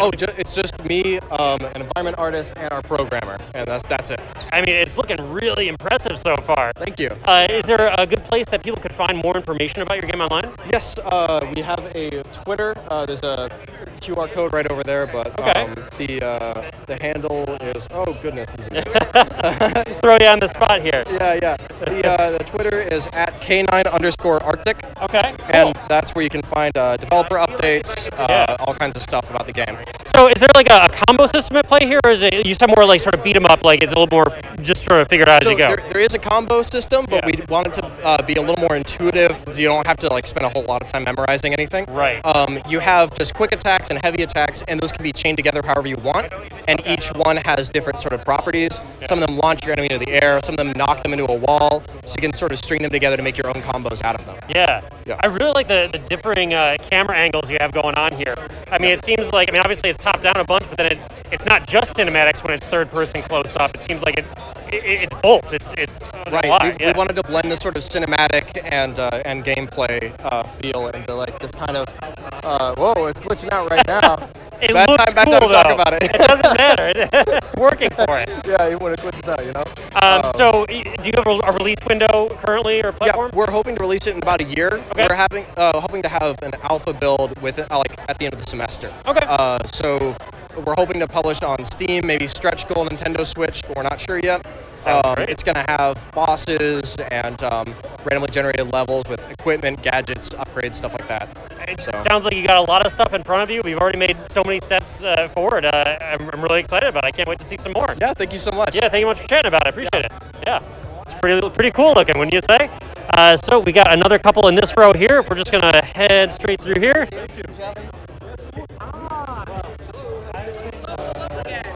Okay. Hey, how's it going today? I was wondering if you could tell us a little bit about your project and the inspiration behind it. Sure. So our game is called Chester's Revenge. It's a retro 2D shooter. Biggest inspirations are Cuphead, Mega Man, 2D shooters, side scrollers. Sure. Cuphead, Mega Man, all-time favorite games. Yeah. We wanted to make a 2D shooter. Put a lot of emphasis on that. And so you play as a guinea pig named Chester, who's on a quest for revenge against his brother Red Ralph, who wiped out his herd and stole the sacred carrot. Unbelievable. So you go through the game. We have 8 bosses planned. That's what we're hoping for, like a traditional Mega Man game. Yeah. Non-linear, so you can pick, do them in any order. You're going to get double jump, dash right from the start. Some of those things you're comfortable with if you're familiar with this sort of genre. Yep. Yeah. Okay. Cool. Absolutely. I'm really liking some of this concept art. It seems like you've really gone full in on that to sort of flesh out this really interesting. So is this like 2D sprites that you're working with here? Yeah, it's all pixel art. Okay, pixel art. Yeah. What development sort of software are you using to finish? Game Maker Studio. Okay. Yeah. Yep, Awesome. Yep. That sounds great. So do you have a time frame that you're hoping for release? Yeah, we're looking at next year sometime. Okay. And what platforms are you looking at then? It's going to be on Steam, Nintendo Switch, PlayStation, and Xbox. The whole thing. Man, courtesy of our publisher. Yeah, well, that's fantastic. Yep. Is there a place that people can find more information online about your game? Yep, absolutely. You can go to chestersrevenge.com. Okay. Cool. You can go to our Twitter page, which is Chester without the S Revenge. Cool. You can go. We're on Steam, so you can go our Steam page. We have we have an active Kickstarter right now. Yeah. So yeah, there's a lot of places you can. Twitter's probably the best place. That's the best place for updated information. Yeah. So for the Kickstarter, is that sort of helping to fund like potential new bosses and such like that? Yes. Okay. Yeah. Well, that's fantastic. I mean, it already seems like you've done so much in terms of I love the parallax in the back with the environment. It just gives it a lot of flavor and feel and also nostalgia for me because I've grown up playing those games. It's like I'm always looking for another one that has its own sense of style. Yeah. And this looks like it has it. Yep. Is it just how big is the team? We have a team of 4 to 5 people. Okay, yeah. And how long did you say you were working on it so far? 18 months. It's come a long way. Thank You got to be proud of it so far. So far. It's a long road, of course, but it seems like you got a good eye for the future. So I wish you luck, and I hope the rest of the expo goes well for you. Thank you very much. Awesome. Thank you for talking with me. Yep. Yeah. Pretty exciting so far. Are we still good to keep going? Yeah, cool. All right, so our next game is a big one for our IT. This is going to be That Damn Goat. Let's see if we can talk to the creator about it a little bit over here. Brian, would you like to talk about the game a little bit today? Sure. All right, cool. Well, tell us a little bit about the game, the inspiration, and sort of how it came about. The inspiration was as random as the game is supposed to be. Of course. I was trying to come up with some idea about actually what I've always been fascinated by is gamers learning from a game. So what if the game didn't allow you to learn? What if every time you thought you got something figured out, the game took that away from you? So that was the initial idea of this, and the goat seems like a natural vehicle to accomplish that, hopefully. Right, he's got his own ideas, his own machinations that he's going to push forward, yeah. Yeah, exactly. So how does the gameplay work? Well, it's a 4-person party game. Okay. And the whole goal right now for this mode is just to get the crown, maintain the crown. Cool. And there's will be eventually 12 different characters in 12 different environments. Awesome. And whenever you're headbutted by the goat, your character changes. So your ability changes and your objective or your how you move changes. Gotcha. And if the goat faints, then the environment changes. And so you've got to adjust to a whole new set of circumstances. So you have no control. The goat is in control of everything. That's awesome. So how big is the team working on this? It's about 7 or 8 faculty who are leading sort of each department, and roughly maybe 11 or 12 students who are doing the work. So you have a crew handling all facets of it. How long has it been in development for? So far, it's been about 2 years. Okay, and it shows between the environments and the animations going into it, and just what's needed to like get the interplay between the different players is so important. Finding balance between the different powers.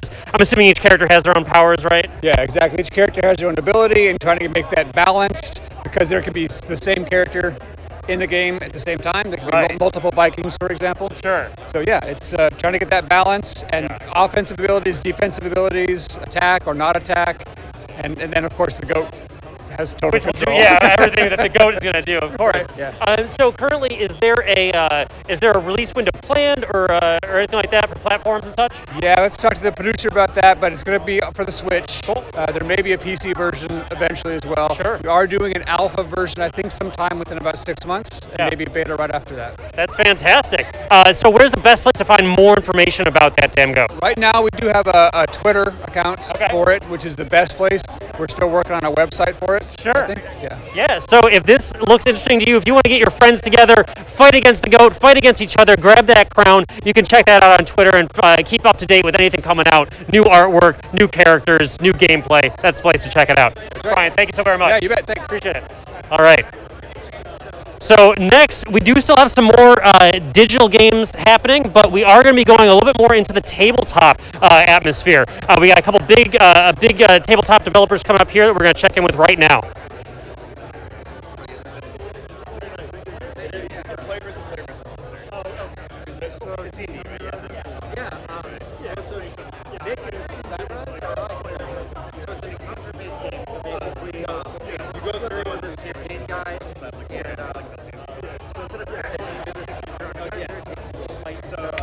We're going to check out this table right down here real quick. We're going to come back to them.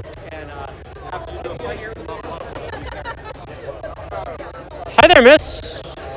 I know you're in the middle. Would you like to talk about any of your game or if someone? Yeah, cool.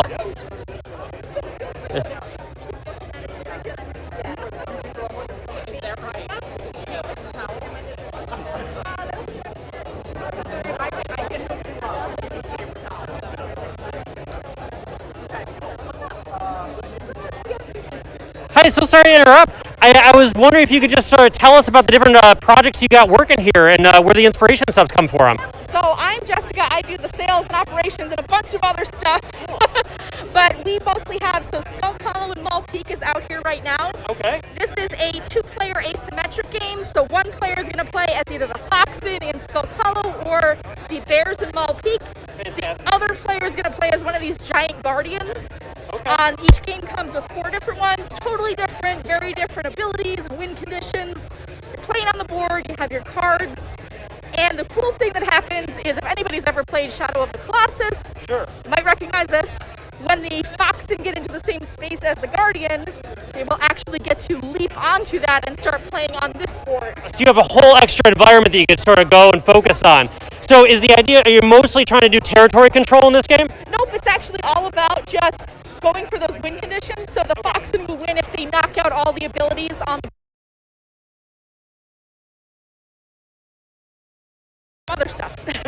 So can these games be sort of blended together at all, or are they separate experiences? So right now Skull Hollow is out, Mall Peak will come out next year. They're going to be completely cross-compatible, so if you have both, you can have the Foxen against the new Guardians, or the Bears against the old ones, and the other cool thing, there's actually a 4-player mode that's included, so you can actually have a giant team battle where there are 2 Guardians, plus the Foxen, plus the Bears, all on one map. So if you've played it a bunch and you want to really get in there and get like a big, huge, sort of conclusion to it all, it seems like that's a possibility. Yes, definitely. So I also noticed, so Herbaceous is also yours as well? Yeah, so we do a lot of other kind of nature-based games too.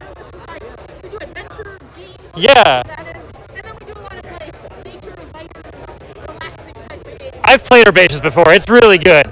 Yeah, I picked it up at PAX Unplugged a couple of years ago, I want to say, or maybe it was PAX East. But like you said, it's a lighthearted feeling and approachable, but still gives plenty of ability for tactics and stuff for anyone who is familiar with tabletop games. It's great for getting new people into the game hobby, but then also if you know what's going on, it's still fun. Right. And that was our first game really in that sort of series. Okay. We also have Peripherus, which was the next one, and that one is a little bit more complex, but still very light. It's a little bit of a step up from Herbaceous. So if you know Herbaceous, you'll kind of recognize some like the set collection. And then Delicious just came out. That is a flip and write where you are creating a fruit and vegetable garden, just drawing it out and trying to create those sets.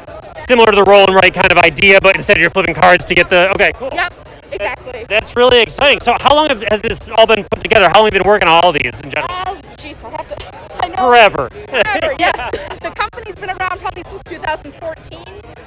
Spoke Hollow came out in 2019. All the projects probably take a year, 2 to 3 years, depending on what it is and how far we are into development. But lots of stuff going on. We got more projects coming up. So Of course, yeah. Well, that's great. I mean, it looks like the art is just really, really fine-tuned. It seems like you figured even between the sort of more like floral ideas and now these fantastical sort of environments and stuff, I can sense the excitement about them immediately from just looking at it. So you guys got to be excited. I'm sure you're looking forward to finally releasing that and getting it in the hands of the public. I appreciate you. Oh, where can people find more information about your games? So online, we have our website, which is just pencilfirstgames.com. That has everything there. There's also, you can buy stuff there, but you can also find us in your friendly local game stores. We're out there. That sounds fantastic. Thank you so very much for taking the time to talk with us. Thank you so much. Absolutely. Have a good day. All right. That sounds really, really awesome. And I am a big fan of Herbaceous. I've played it many, many times. It's good for new gamers, old gamers. It doesn't matter. So now we're going to go over here and we're going to try something that looks like a little bit of D&D of some sort. So let's check that out. How's it going today? I'm doing well. I was wondering if you wanted to chat a little bit about what your projects are today. Yeah. What's like the inspiration and what's the sort of focus? Okay, so the new one I'm showing, I was here last year to show off Adventure Tactics. Okay. That's the co-op Dungeon Delver I worked with my friend Dan. Okay, cool. And it's cooperative. It's our love letter to games like Final Fantasy Tactics and Fire Emblem. It's free-form class leveling, so you can start off as a fighter, take a level in Wizard, become a Dark Knight. Then next level you can take a level in Cleric, become a Paladin. Awesome. So it's completely open. Is that between sessions or in the same? Okay, between. You level up at the end of every session, so there's always a sense of progression. Even if you lose, you still get to level up. And is there a DM sort of character that has to be played? So all the monsters are controlled by a boss deck, a unique boss deck. Cool. So that will tell you how to play the monsters on their turn. So it's a fully cooperative experience. That's awesome. So everyone gets to work together. I've played a lot of other games where it's like the DM can have fun, but sometimes they sort of are focused on making the other players have fun. Like Descent has that issue where the best way for the Dungeon Master to win a Descent is to pick on one player, which doesn't always feel fun, right? Of course. Yeah, absolutely. Yeah. So what about this new project then you have in front of us? This is Dungeons & Dragons Onslaught. I worked on it with a co-designer who's also local to Rochester. Okay. So this is officially licensed through Wizards of the Coast and WizKids. It's a very streamlined Dungeons & Dragons game, but if you play D&D, especially 5th edition, you can learn it in 5 minutes because you have a standard action, a bonus, and a move, right? Sure. But instead of character sheets, you have these character cards that track all the information. So as you take damage, you take it down, and maybe your AC and your movement will change as a result. Yeah. And when you use an ability, you set it to that number that it tells you, and at the end of the round, all the abilities cool down until they're available again. So it's like a video game cooldown if you're used to those. And it helps fine-tune some of these elements that exactly. If D&D is a little too like a little out there for you, this sort of like hones it in onto a card. Exactly. Production value seems great. Yeah, I mean it's Wizards of the Coast and WizKids, so. Yeah, exactly. It's like that funding, I'm sure, like really helps you like get the vision out there, so to speak. So are there different maps that come with this? So it comes with a game board that's double-sided, but there are some terrain elements that come with it that you can customize. And we have plans for DLC, like a solo campaign, 4-player version. Yeah. And all the miniatures come pre-painted as well. Oh, fantastic. This is exactly, whatever you see is what you get. Right. These are all custom D&D sculpts that will not be released in the regular line for, like, I think a year. Okay, I gotcha. I like those clear bases on them are really neat too. It just gives a sense of polish. It's actually the new standard. Okay. So all the D&D minis going forward will have these clear bases. Okay. And the name on them. Then that way you can see the terrain underneath. Right. Exactly. condition. So this is the curse, like the roll I can give. Okay. You can just stick it underneath and see that they have a condition. Okay, So we, so yeah. we hope to include some things that regular D&D players will use as well. As opposed to like the board is cluttered with stuff, you got to pick everything up and see what's all there. Yep. So yeah, and the special monsters, like the boss monsters, have their own cards like players. Okay. But the basic monsters will just have like a little reference card. Okay, awesome. So it has like Gloomhaven has like the reference cards. You can sort of always go back like, well, what was that monster's ability? Exactly. Awesome. So players that have been out there not just using D&D but other tabletop games, it seems like there's some familiarity in terms of like how the information's presented. Exactly. That sounds great. So is this available now or soon? January. January. Okay, gotcha. Where's the best place to hear about it? I assume on the D&D website as... Yep, you can go to either Wizards of the Coast, WizKids, but it has its own website, dndonslaught.com. Okay, awesome. Well, I mean, you heard it here. They have a brand new D&D game coming out called Onslaught, and their previous game, Adventure Tactics, I'm actually well versed in. I've heard it a lot of times at PAX Unplugged as well. It's been really popular in my game group, so I think it'd be best in your interest to check out both of these. Thank you so very much for your time. Yeah. All right. Let's see over here.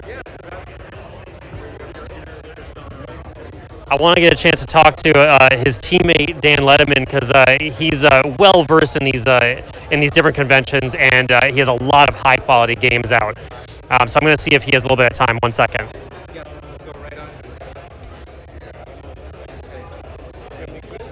Dan, is it okay if I stop back in a couple minutes to chat with you? After we do this, I will be all set. Okay, yeah, absolutely. So I know Letterman Games has helped to develop Adventure Tactics with the previous booth. Like I said before, they have many games that I've seen in most of the game groups I've been a part of. They're not only deep tactically, but they have a lot of like fun, lighthearted color and flavor to them that I think pretty much anyone can get involved in. So let's see what Dan has to say about his games today. All right. I'd love if you have some time just to chat about what you have on display here in your projects. For sure. I am Danny Lettering, and I own 2 board game publishing companies, Letterman Games and Galactic Raptor Games. Okay. And so we publish a wide array of card games, tabletop board games, children's books, tabletop role-playing games, and we have a couple mobile apps. A little bit of everything, huh? We try and do it all, yeah. And I was telling them that I've seen you around at many different conventions and stuff, and I've played a number of your games, and there's a lot of accessibility in terms of like the color and the environment and that sort of thing. And do you have like an inspiration for all this sort of art style? Really, we just started going with a family-friendly motif that anybody could play regardless of age, kids or adult. And we've just kind of tried to find similar art styles for everything we do, so it all kind of meshes in the same world. So it's not necessarily all in the same world, but it all feels like something from your group. Yes, you put all the pictures next to each other and it just feels like they all belong. That's really the goal. That sounds awesome. And now, obviously, I know you did work as a partnership for Adventure Tactics. Is that correct? Yes. Yep. So I work with Nick, also, who's local to Rochester. Sure. He's the designer, and I'm the publisher on that one. So that's a Letterman Games game. Sure. And then he's the designer of it. So he came up with everything in the box, and I brought it all together with the art, the printing, the distribution, and all. Cool. Yeah. So that seems like just a way to have like a real. I don't want to say a more serious, but like a more tactics-focused experience. Yeah. And then not that your games don't have tactics, but this is maybe a little more accessible for a full family? Yeah. Well, so, as long as my kids can play that one, it's pretty accessible, but you have to have someone who kind of knows what they're doing to run it and lead it. But yeah, so that was a big endeavor, but we knew going into it, the original concept when I approached Nick was a big scope project, and we knew when we did it, we were after going all in on it. Right. But it's done really well in the sense that it's very well received and people seem to love it, so it was worth it all. All over Board Game Geek and everything. It's like it's always up there on the list, so you gotta be really proud. I was saying, for a lot of our games, after we release them, we don't play them as much just because we're so burnt out from playing them. Right. That's one that we wear it out on our table all the time. That's fantastic. Yeah, play it over. So do you have a newer, more current one that you're really sort of focusing on today? So our big 2 things are the Questlings line and Adventure Tactics. So we have an expansion for Adventure Tactics that we just funded on Kickstarter. And then Questlings, which we have an RPG that just won the Silver Emmy for the Best Family Game of the Year, so second place for Best Family Game of the Year for role-playing games. So it's like just a book role-playing? Yep, role-playing, storytelling game. Cool. Yep. And then there's a line of kids' books to go with it, so we're going to have 6 total. And so this is the first one, and the second one's coming to Kickstarter hopefully in November is the plan. That's going to be just so exciting to know that you're expanding on the world. And it's not just a game, it's everything. It feels a year too late, too. We've been wanting to do more in this world for a while, and just with the pandemic, we've been slowing down, and so getting back into it and doing more is just awesome. It gives you some time to focus more and just really make sure to put out a quality product that you're proud of, right? Exactly, yeah. Well, I really appreciate you chatting with us about it. I'm really excited to see some more of what you've been putting out here, and I wish the best of luck to you in the future. Well, thank you for stopping by and talking to us. Yeah, of course, absolutely. Bye. So many exciting things. The art is absolutely blowing me away. Even the things that are maybe more family friendly, I like serious games, but you see some of the love and attention that's been put into some of these more family friendly games, and it makes me excited. It makes me feel nostalgic from when I was a kid first getting into tabletop games and video games and such. So if we're good to continue on, we'll go to another one. All right. I just want to make sure we have enough time to do everything that we're doing. I'm going to circle around to this side. Hey there, guys. How's it going today? I'm doing well. I would love it if you want to chat about your game a little bit. Tell us the inspiration and the name of it and what you got working on. Sure, yeah. So our game is Wander Verosa, and it was actually inspired. We did a Ludum Dare game jam about 1.5 years ago. The theme of that was size matters, so we kind of, for that game jam, built a tower defense game that you could actually choose the size of the planet that you wanted to defend on. Okay.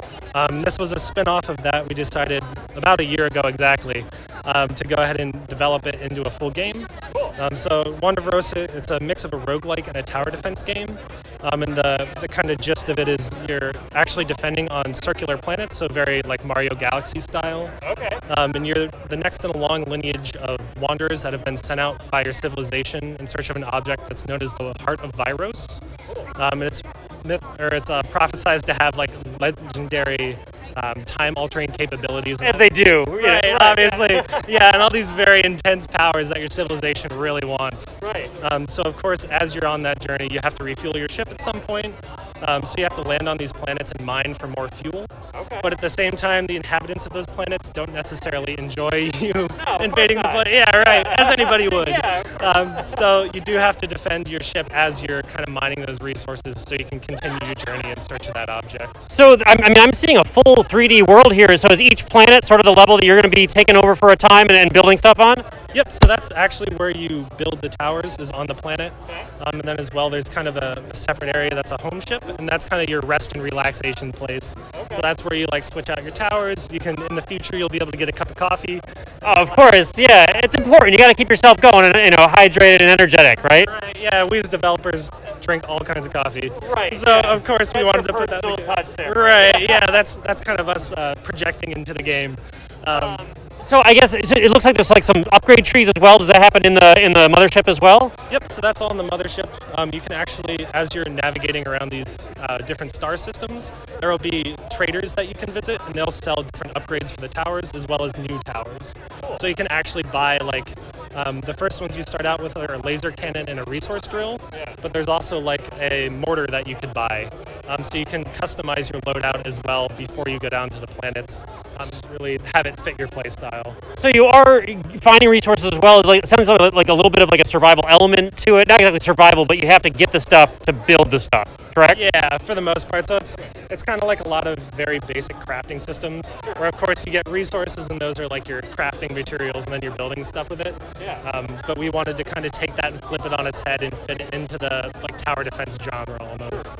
The art style has grabbed me quite a bit. What is like the game development like system that you're using? Like, what are you using to make this? Right. So besides Wise, which is our audio engine, all of our stuff has been done using open source software. So the game engine we used is Godot, which is of course open source, and then we've also been using Blender for all of our 3D models and rigging and animation. So that's kind of been our main art flow for that. And our resources and our kind of inspiration for that have been the game Astroneer, as well as some like, we're all big players of Risk of Rain 2, if you know that game. Yeah, right. It's super popular, but we really like that kind of like toon art style, and wanted to implement that within our game. It looks very simple, like, it doesn't need a ton of shading and extra detail, but it still is very evocative, I feel like, and gives you a feeling of this world and all the information that you need to make the choices strategically that you're hoping to do. So I guess, is there a good place to find out more information about your game online currently? Yes, so we actually have a website. It's wonderverosa.com. As well, we actually on Thursday just launched our Steam page because we're shooting for a late fall early access. So if you search for Wander Verosa on Steam, it should pop up with the page there. And is Steam the platform of choice? That's the main one you're going to be going for? Correct. Yep, we plan to release late October, early November on Steam. That's really exciting. I mean, how long have you guys been working on this? It was a year this August. Oh, right, because you said the game. Right. So the Ludum Dare, what was that, like 3 days? Yep, it was 48 hours, so it was just like a Friday night to a Sunday at night kind of thing. There was a lot of coffee that day. Oh, yeah. I think we went through a few pounds of coffee beans. Sure. Well, you guys got a lot to be proud of. I'm sure you're excited to see how the public reacts to it, and it looks great. I can't wait to check it out myself. Awesome, yeah, thank you. We've been super stoked to see the public reaction to it. Yeah. Well, I thank you so much for talking to me, and I'll check it out soon. Yeah, awesome. Yeah, have a good rest of your day, guys. Pretty neat stuff. All right, we got another one right here on the line here. Hey there, how's it going today? It's going good. Yeah, I'm doing quite well. Seen a lot of cool stuff. I was wondering if you'd want to tell us a little bit about your project and what you got going on. Well, you just missed our lead. She's going to be part of the next panel, but we are here to fill in the blanks. Well, I'll just throw you in the middle of it here, and you can just tell me whatever you know about it and what you think of the project so far. Yeah, so it's a narrative-driven action-adventure game, and we follow a mage named Anaya and a paladin named Finn through the forest to hack a virus that has kind of taken over this technology-infused forest. Okay, very cool. So was the forest, did they put the technology into it, or was it already sort of there? It's part of the nature in this world. Yeah. So was there a specific inspiration for that sort of world, or could it sort of come from the lead developer? Yeah, our lead has a very creative mind, and she had kind of concepted it from the beginning, and we've just kind of built this world out. How big is the team? We are a team of 12 now. Okay. We've been growing over the past 3 years. Cool. So you've been working for about 3 years then. Do you have a specific release date or platform that you're hoping for at the moment? So we are shooting for PC just for now. As of right now, we're hoping to release a demo by the end of the year on our Steam page. Oh, very cool. Is that the best place you would say to learn more about the game? That and our Twitter over here at Rutabaga Games on Twitter. Okay, awesome. Well, I mean, it looks like it's come a long way so far. Does it have like a sort of level-based structure, or is it more like sandboxy open world? For now, it's level-based. We're hoping to have some open world adventures in between certain levels. Sure. Well, I mean, just the idea already about that lore and the world building. Like, I want to learn more about this forest. I want to know why the technology is there, how they're going to use it for nefarious purposes. Well, that's really exciting. You said it's so Uprooted is the name of the game. You can check it out on their Twitter at Root Beta Games, and you can also check it out on their Steam page, and we'll hopefully see it soon. Thank you so much for chatting with us. Cool. All right, let's see what we got next here. I know they're talking. We're gonna. Everyone's talking. Everyone's got so many people interested in their games today. Here, we're gonna move down here. I think I see an opening. Excuse us.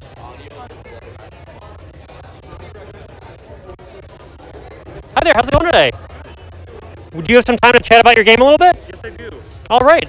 So if you could just tell us like the name and sort of what the inspiration is for it. Sure. So this game's called Nair. It's a very simple fighting game. I was inspired by Footsies. Footsies is a very simple deconstruction of the game Street Fighter. Okay. So this game, in a way, is a very simple deconstruction of Super Smash Brothers. Fantastic. And so I see. Are you doing the art as well as all the dev work? I did everything. Oh, that's fantastic. How long have you been working on it so far? It released in some capacity like 4 years ago. Okay. And I've just been updating it ever since. Doing stuff like adding like online play and new game modes and stuff like that. So is online play currently available, or you hope? Yes, it is. Oh, that's really exciting. I know it's a lot of work to get implemented. It was very hard. For sure. Is that your first time like really working with that? It was. Okay, yeah. I've since done a lot of work with like other netcode, other types of netcode, but this was my first time. Cool. And I implemented what's called rollback, which is like the gold standard for fighting games. It's very good, very solid. very difficult. That's fantastic. You got to be really proud of like finally getting it to work. I'm sure there was a lot of sleepless nights. Oh yeah. Yeah. Lots of 5 a.m.s. I mean, the art style is obviously like the simple sort of like drawn idea, but it reminds me of like some of the cartoons and stuff that I've seen where, you know, it's like it's always sort of moving to sort of showing that drawn nature. That's really exciting. It's sort of nostalgic. Did you draw that from, or did you take that from some specific like thing from your past or anything like that? No. So interesting story. I made the entire game before I drew even a single sprite. Oh my god. I was using like the hitboxes, the hit collision. Sure. I was drawing just like rectangles to try and visualize the game. Yeah. And I got the game done, and I was like, I don't know what this should look like. And I kind of just like, I think I went on itch.io and I just scrolled down and I saw like someone had this like little cute like hand-drawn game. I was like, oh, that looks easy. That looks great. Yeah. So I put my own little twist on it. I focused very heavily on red and blue since that's pretty traditional for like versus fighting game versus like video games. Yeah, absolutely. So are there weapons as well? I see them holding weapons, or is that just part of the art for characters? They are. If I like actually attack, they like swing them. Okay, cool. Oh, I picked the worst spot for that. They have this like kind of nice arc on them. Yeah. I spent a long time hand animating those. I mean, that looks great. It helps provide a lot of like extra detail and like feel to the motion and stuff, while keeping the sort of simplistic element. And so it's just life bar, right? And then when it goes down to the bottom, they're dead, and that's that round. Yeah. So it's a tug of war system. Okay. So if I hit the opponent, like the health bar will move. Oh, so it'll come back the other way. Yeah, if I get hit, then it comes back. That's actually really exciting. It provides like someone can all of a sudden come back and win the entire match and have you shouting and jostling for. Yeah. That sounds great.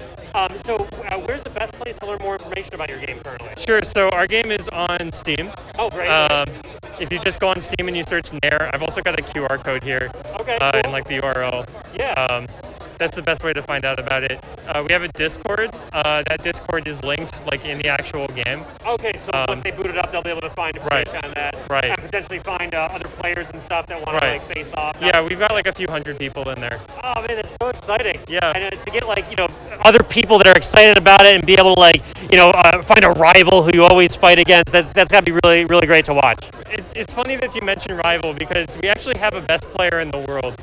This guy has a set record in tournament of like 110 something to 1. Wow. He has only lost once ever. Is it to you? No. I'm not even top 5 in this game anymore. Yeah, that's amazing how people like take it and run with it after. Right. Yeah. So much like, so this game has some. Tech is a term that we use in fighting games to describe like a technique, like something cool that you find. Sure. Our game has a lot of really cool techniques that I definitely did not put in on purpose, and they were found by our community after the Steam launch last year. They just find a way to make a move work differently or better or whatever. That's really, really cool, and I'm sure you're like, oh my god, where? I actually, funny story. I thought at one point that the best combo in the game was like 5 hits. Okay. The game launched with an achievement for hitting the 5-hit combo. And then last year at Game Fest, while I was waiting for people to come in, I was just bored. I was messing around, and I found a 6-hit. And that was like several months after launch at that point. I was like, oh my god. Well, that's fantastic. You gotta feel so proud to see other people like really enjoying it so much. Yeah. Awesome. Well, I mean, obviously it's already out there. You can check it out on Steam at Nair and get involved in that Discord and start finding some rivals to fight against.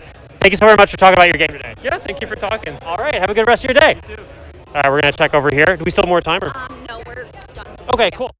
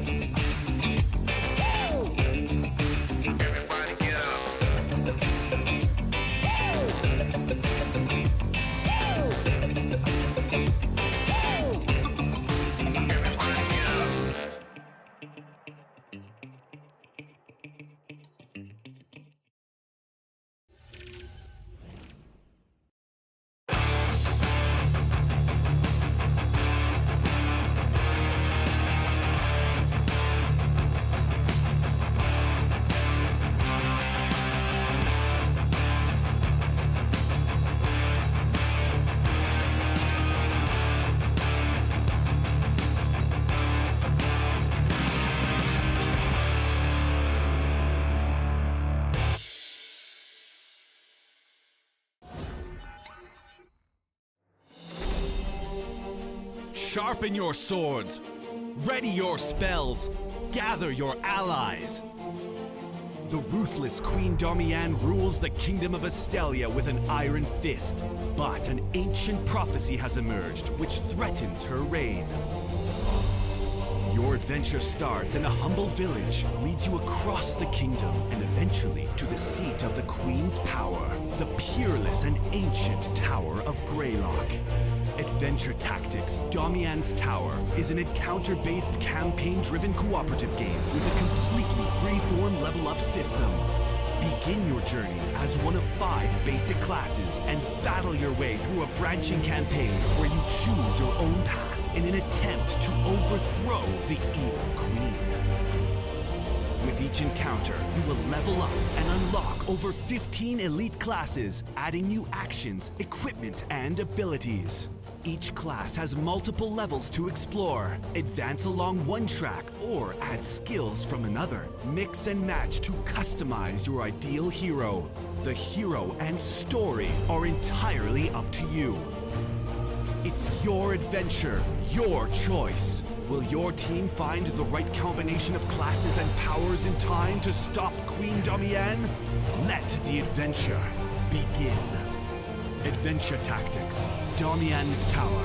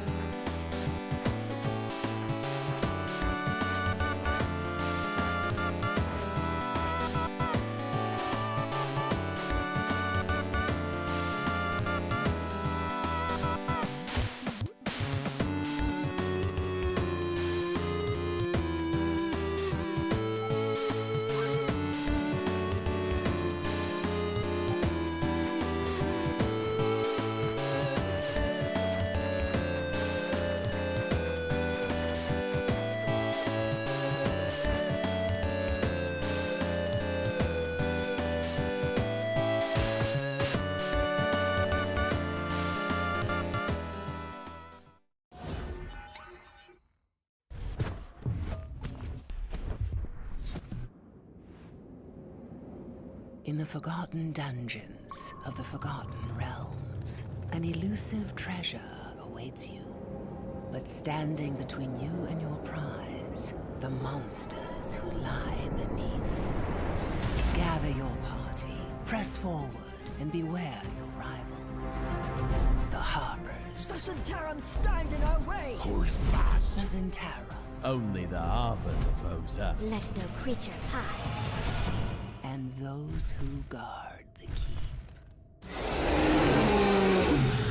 A brand new tactical skirmish miniatures game in the Dungeons & Dragons universe. Are you brave enough to face the onslaught? Pre-order at your game store or online. Looking like it's all over. Hold up. Maybe not! Are you serious? My name is Ben Garvey, and I founded Great Lakes Gaming with one goal: to create an exclusive club for casual and competitive gamers to come together, full stop. Every week, GLG hosts esports competitors of all ages with real prize pool tournaments and a live broadcast to Twitch. One actually does come through from Jenny. The second, the third. Hello everyone. Again, welcome to Rock Game Fest. Thank you for being here. We're really excited to see everybody and everybody back in person. Hope you're enjoying the expo and all of the cool games that are made here in Rochester and the surrounding area. So we're at the panel portion of our event, and what we're today hosting is what we're calling our favorite games in live. And the idea behind this panel is we wanted to give some professionals, members of our community, faculty, the opportunity to talk about their favorite games, and then dip a little bit into some game design theory, some reasons why they enjoy these games. So you kind of get an idea of what goes into it. So what we'll be doing is I'll be introducing each panelist one at a time. They'll come up here and give a short presentation about their games. We will have time for questions at the end, so if you could just please hold them till all the panelists have gone. We'll bring around some mics if you have questions for them.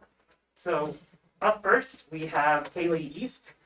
She is the creative director of Uprooted, which is on the floor. You should definitely check it out. And she is an associate game designer at Ubisoft. So please give her a hand.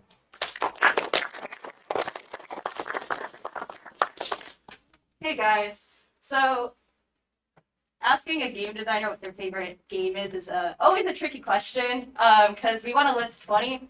But I can, if I really try to, I can try to narrow it down to one. And my answer is going to be a little admittedly based on nostalgia, but I've replayed this game a few times and I think it still has merit to just be my favorite game. So the game I'm going to talk about is Super Paper Mario. This one is not like the other Marios. It's not even like the other Paper Marios. Some people find that a little controversial.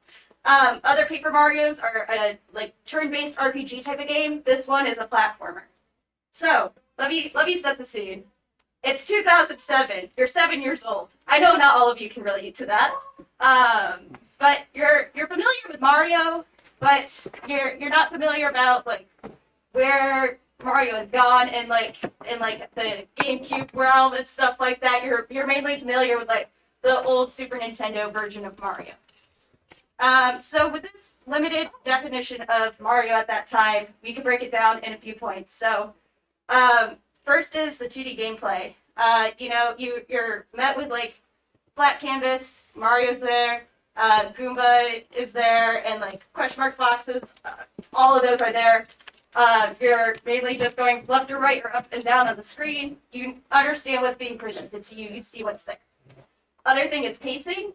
So with Mario, it's basically in all the platform Marios, there's a timer going on.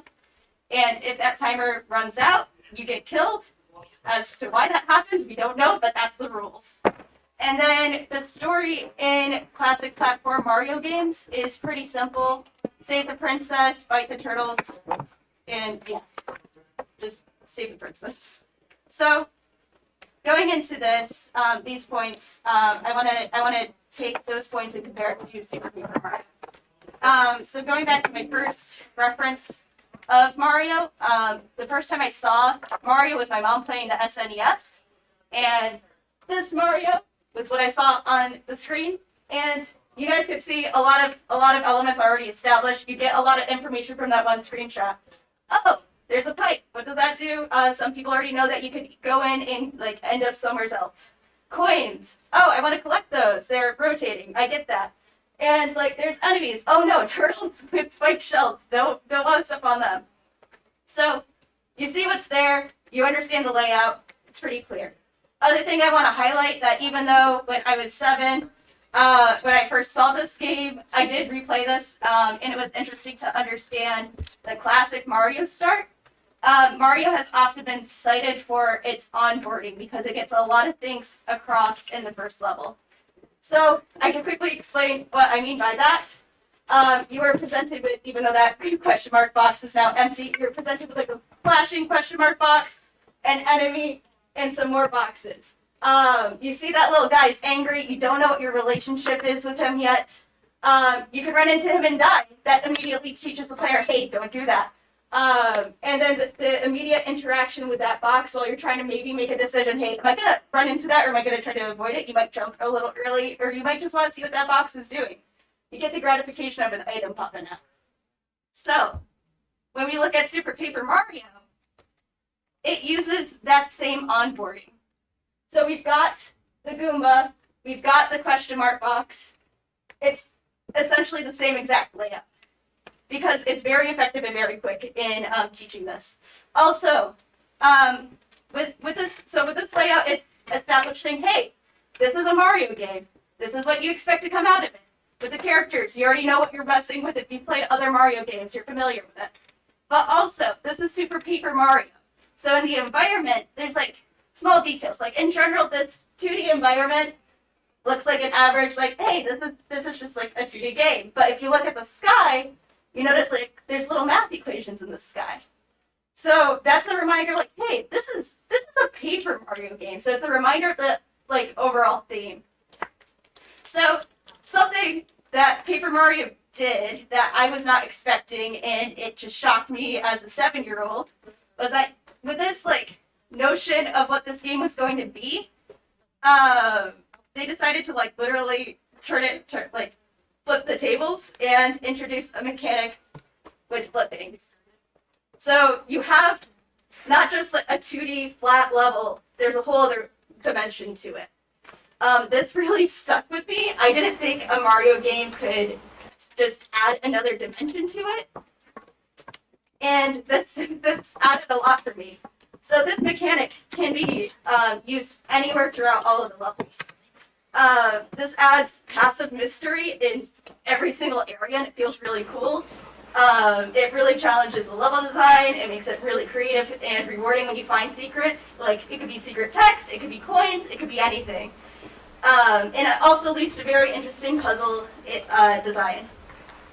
Also with this game, again, I hadn't played a Paper Mario game or any of the Mario RPGs before this, but there was a party system in this platformer. And yeah, we could expect Mario and Luigi to go and like cross these, go through this journey together, but we don't expect the usual antagonist and the usual damsel in distress to also pitch in. So it's really cool to actually have them in your party, and I actually really love the fact that you could play as Peach. That made a really big impact on me. It's like, oh, she's not just sitting in a castle somewhere. She's actually helping, and she's good at it. So I could briefly go over the mechanics of each hero. Mario can flip, Luigi can jump high, Peach can float, and Bowser can blow fire. So another thing that this game does well, and uniquely compared to other Mario games, is pacing. So thinking about the SNES version of Mario, there's different ways to handle pacing. One way is with a timer that will kill you. Another thing is the types of levels. So you'll have like a normal level in like maybe a different setting that changes, but occasionally you'll get a ghost house to mix it up. That's really a constant thing. But you also know that ghost house is going to be pretty hard, and then there's like castles to mix it up. On top of that, there's the bosses to kind of add like a climax to like the chapter you're on. So Paper Mario does some similar things and more. In Paper Mario, you're trying to close this void that's going to basically consume the entire world. So the bad guy, Count Bleck, can just take over and recreate a new world. I would argue that this void almost acts as a timer. You're not given a formal timer in this game, but this void is in every single level, and it gets bigger. And it reminds you, hey, this is gonna get bad. You need to fix this. So it adds a constant pressure to the game, and like that progression of it getting bigger adds tension. Another thing is the dialogue. It's got really quirky dialogue moments, but also the dialogue can lead you into interesting situations, and the level design and puzzles pair really well with those interesting situations. But yeah, talking about that void again, it gets really pressing, and it gets almost to like size of the screen at the end, and it's like, very, very intense. I would definitely argue this is a good replacement of that timer to add that constant pressure. Then, again, in my definition, well, my understanding of Mario games at that time, there wasn't too much dialogue. Like, you get a speaker box that would have tutorial text, and then you'd get like text that would be like, oh, this princess is in another castle. Like, very, very short and brief. But in Paper Mario, they have more enriched characters, more lines of dialogue. Like, we even learned that Peach is like really sassy, and I love it.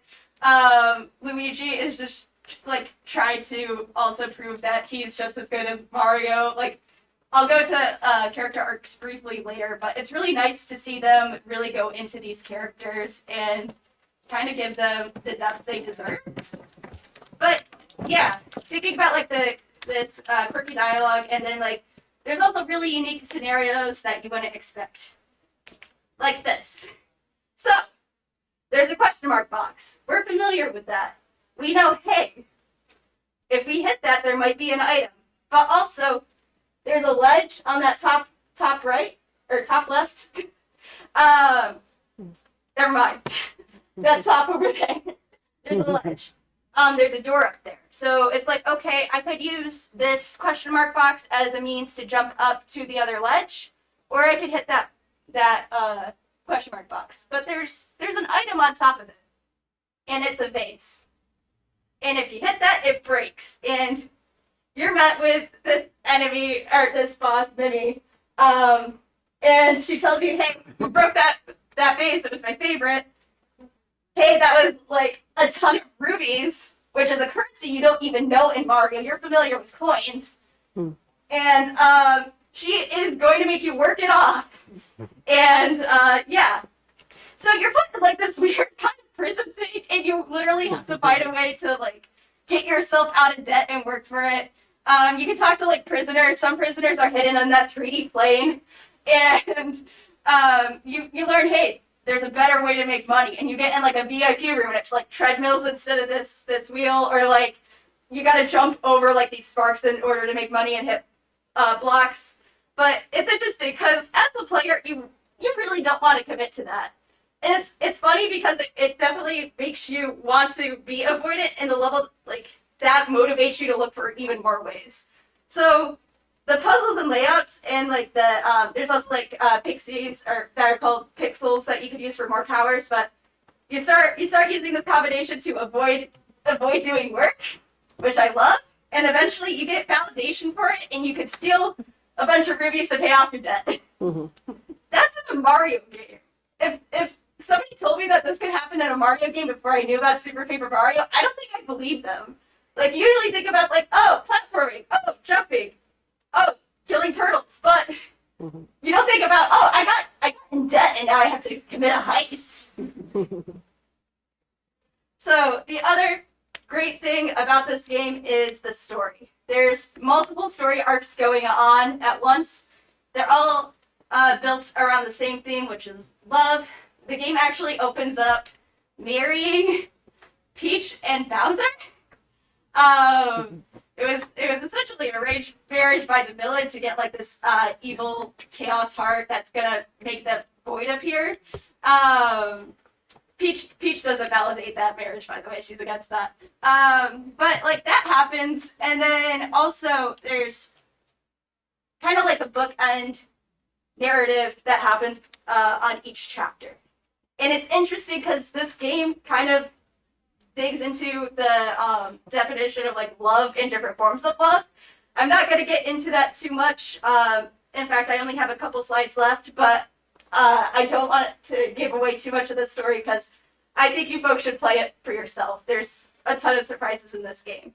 But after each chapter in this game, you're met with a black screen and usually like text, and it pulls you away, and it tells you the story of these two people who kind of have like a forbidden love, Romeo and Juliet situation going on. And you start to wonder, how's this connected to this story? But there's also other ways that this game usually does this. So they repeat the concept of love through each chapter. And each chapter, by the way, has its own characters, has its own world, has its own arcs. And it's all centered around the theme of love, and I really appreciate that, like constant, consistent, theming. It could be like familial love. It could be like in general love. It's really cool to see how they decide to explore that in a bunch of different levels. But yeah, I do want to touch real quick on the heroic arcs that also happen. It's really cool to see the quartet, I guess, group up and fight together. So each character's of course I had like one issue, right? I had to say Bowser's thing was pacing, but that's not it. But yeah, Luigi wants to seem just as good as his older brother Mario. When you're first met with Mario and Luigi, there's actually a Toad that's like, "Oh, Mario!" and then quietly says "bros," because he's only looking for Mario. And Luigi's coping with that and trying to say, "Hey, I'm just as good too." Peach, because of that arranged marriage that happened in the beginning, she feels responsible for what happened. She wants to help and doesn't want to sit around. It's funny because the character's like, no, don't do that, no. But Peach is like, I'm coming. And it's like, Peach joined your party. You don't get to choose. I love that. And then Bowser, again, pacing is not supposed to be there.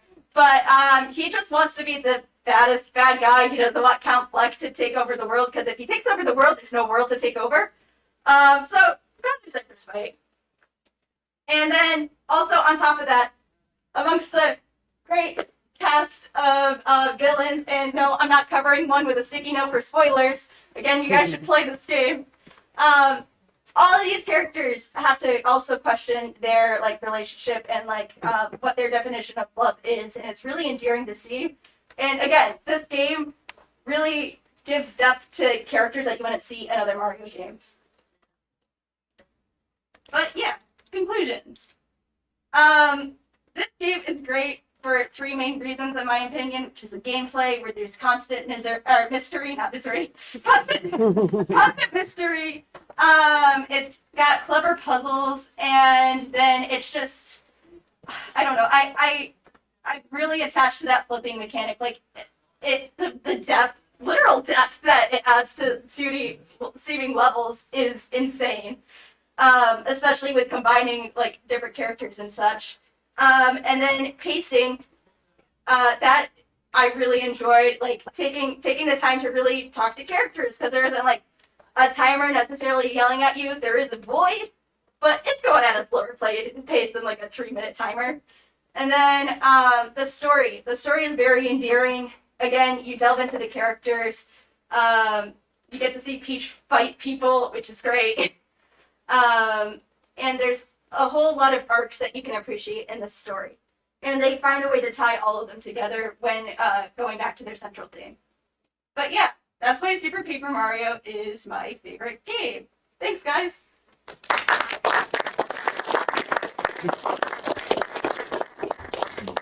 Awesome. Thanks so much, Haley. So up next, we have Naz Shabazz, who is a digital developer and a member of the Rock Game Dev community. So if you just stand by 1 second, I'm gonna get this slides up. Yeah, they're over there.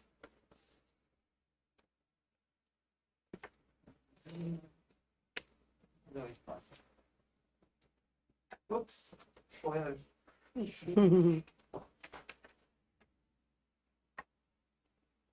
It's really straightforward. Sorry, everybody. Sometimes how we have to work them.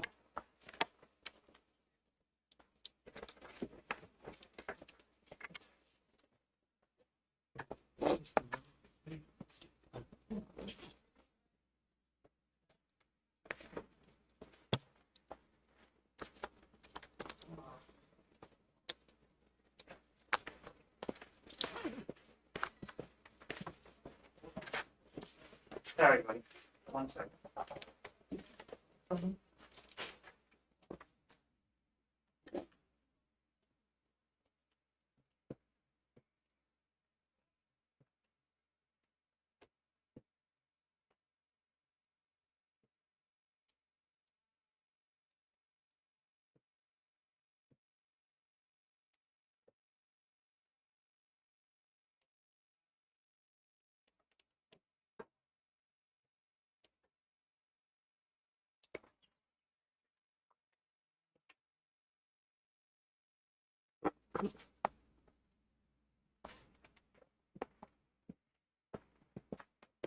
Great. Awesome. All right, that's good.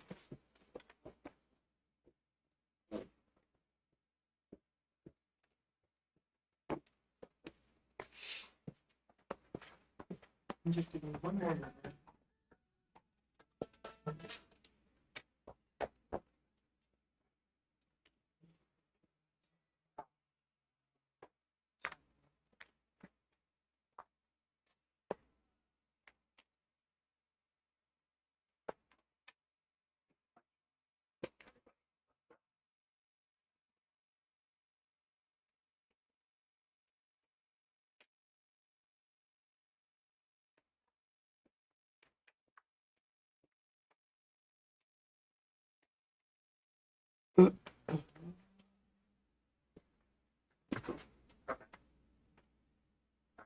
Thanks, everybody.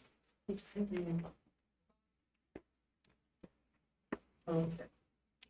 Hello, everyone. I am not so strong, so I will not be doing just one game. Now, I just want to show that some people like a calm, peaceful game. And they'll just enjoy a brain teaser. This is XCOM. Notice how, you have to think about it because there's a 40% chance that you're going to someone right next to you. But personally, I prefer fast-paced action, skill, and just like being stylish. So my name is Nazir Shabazz, aka Alex Snap, and these are my favorite games. First, I wanted to note Devil May Cry, also known as DMC. It was first released in 2001. I think it's arguably the blueprint for these stylish action games I'm about to get into. It's very like high octane, classy, and fast paced. Second is Bayonetta. This was released in 2009. It's also very stylish with twitch gameplay, deep combos, and its own very deep lore. Everything is stylish and vogue, and a little iconic. So it resonates with a lot of people. Finally, I'll get into Nier Automata. There's different ways to say that. I chose mine. This was released in 2017. It blends the stylish gameplay. Oh, thank you. Oh, that's much better. It blends the stylish gameplay aspects of both Devil May Cry and Bayonetta. It takes itself a little more seriously, but it has a unique and accessible storyline of its own, and that's more a positive than a negative. So remember, I said I like fast-paced action, skill, and style. The stylish action genre. So stylish action is about more than just being fast-paced, because mash X until enemies disappear is not what I asked for. It's more than just skill-based because, I don't want to be completely tactical. I want to let loose a little bit, have fun. Yeah. When you mix action and skill just right, you'll feel pretty cool, but when you add personality, flair, and dramatics, then you get style. And so each game sets this up in their own way, and they each have their own way to show how stylish they are. In DMC 3, this was my first rodeo with the series. Dante is slicing tables in half, surfing on the bodies of demons, and scattering, all the enemies by shooting a full Q in midair. And this happens all within 1 minute. Bayonetta is similarly crazy, so she literally kicks an incoming plane back into the air, jumps on top of it, and then starts throwing down with little angels because they interrupted her shopping spree. So this is the kind of wacky, stylish action I'm talking about. Nier Automata starts off deceptively slow, and it takes time to get to the action gameplay. But again, there's a reason. Nier takes itself much more seriously as a narrative experience. I'm going to get into that a little later.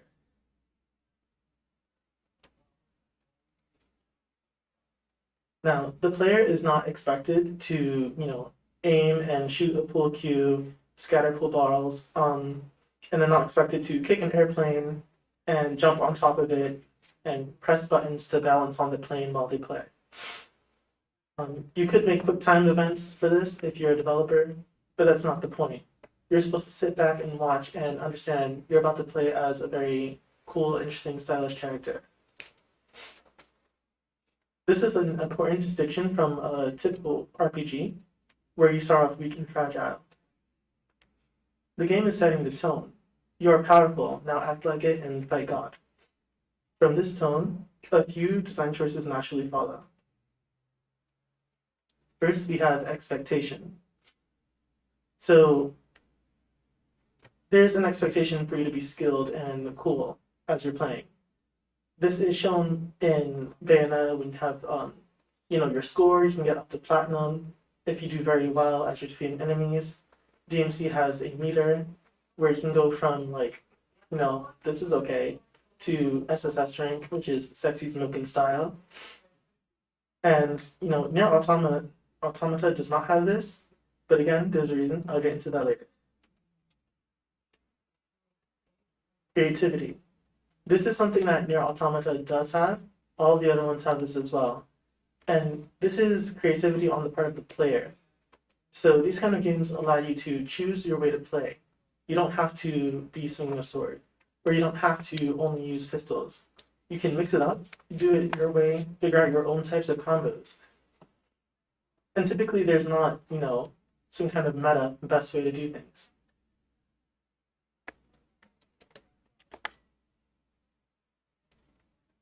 It's also challenging. So, there needs to be a little bit of variation to your moves. Even if you do really like using the pistols, just using the pistols won't always be super effective.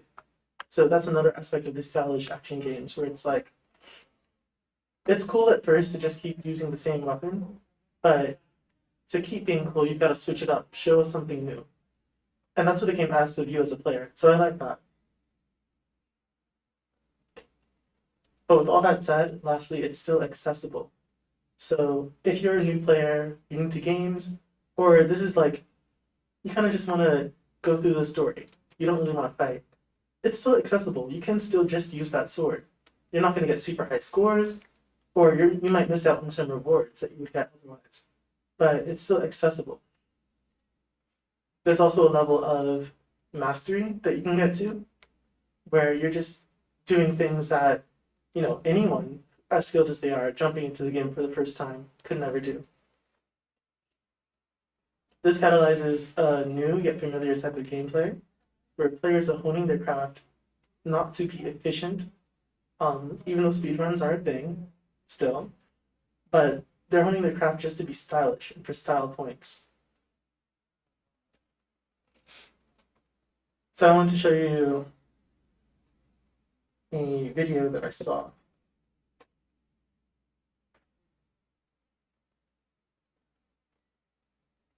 This is by FS100. You see, this is Dante doing concerts as well. And a little demo practicing.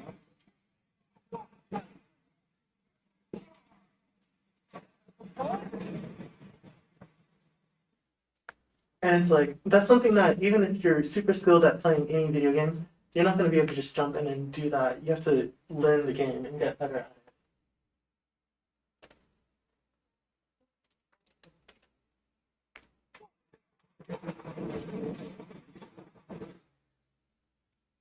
And then in Bayonetta, similarly crazy gameplay.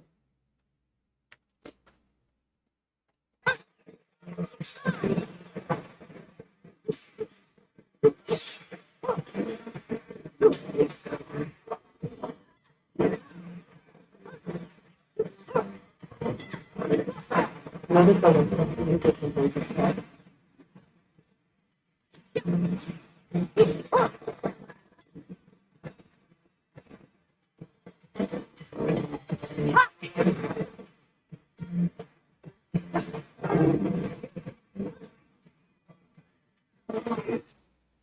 I'm just gonna stop it at that point because it does get a little gory, and I don't want to show blood and stuff.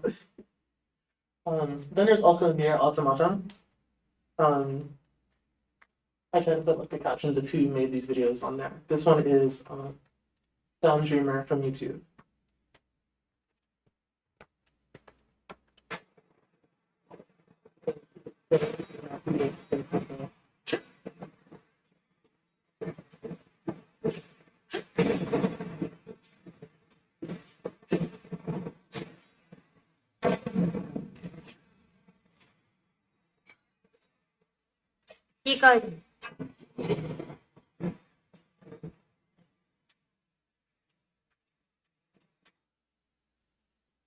So cool stuff like that. Also notice how that cool walk away, very confident. I mean if you want to be efficient, you can just run at them and just slash at them until they die. But that's part of the gameplay experience, just being cool. So now I want to pay a little bit more attention to Nier Automata because I want to showcase a little something about this kind of stylish action game. So Nier can be very flashy if you want it to be. It's great. but at its core, it's a narrative-focused, stylish action RPG with the minigames sprinkled throughout. And that's a lot. But look, it's got fast-paced action, skill, and style, dodge mechanics like Bayonetta, you might have noticed, and weapon variety like DMC. But it's also open world with shmup bullet hell, hacking bullet hell, and third-person bullet hell, and a compelling tale about duty, agency, and the legacy we humans are leaving behind. So, that's a lot to fit into one game, and it's hard to continuously make it about the character being cool. But also, that's not the point exactly in Nier Automata. So at its core, it's not what DMC and Bayonetta is about in my talk, but I still thought it deserved a mention because it manages to honor DMC and Bayonetta while still being its own game. It shows that stylish action genre can go beyond just being a cool character and take itself seriously and still be very fun and compelling.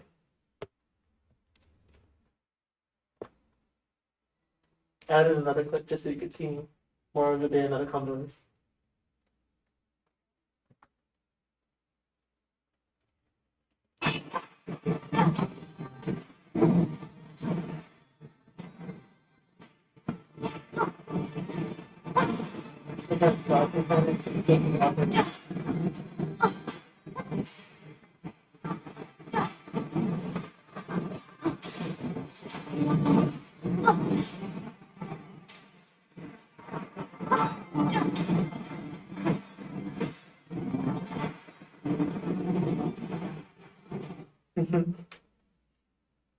So, even if Devil May Cry is the blueprint, I still had to add Bayonetta and Nier Automata.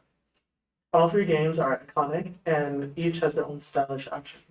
Devil May Cry gave us a modern main character with a candid, relatable attitude and versatile skills, with a kind of seamless comboing and switching that, honestly, I had never seen before in a game. That's what got me hooked.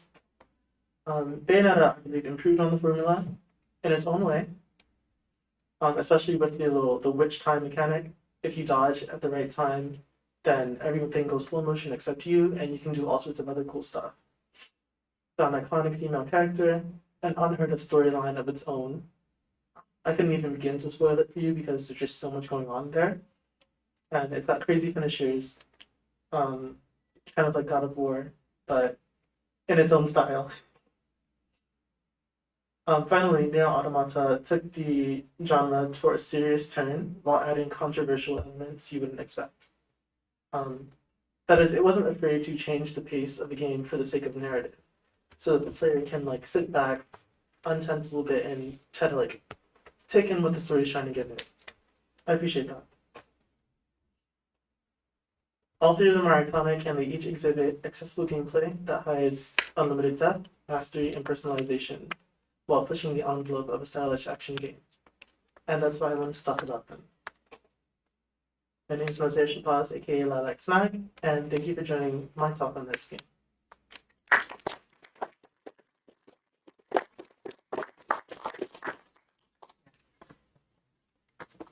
All right. So rounding us up is Jesse O'Brien, and he is an assistant professor here in the School of Film and Animation, KRIT. So again, I'm gonna get his slides ready. So we can just see.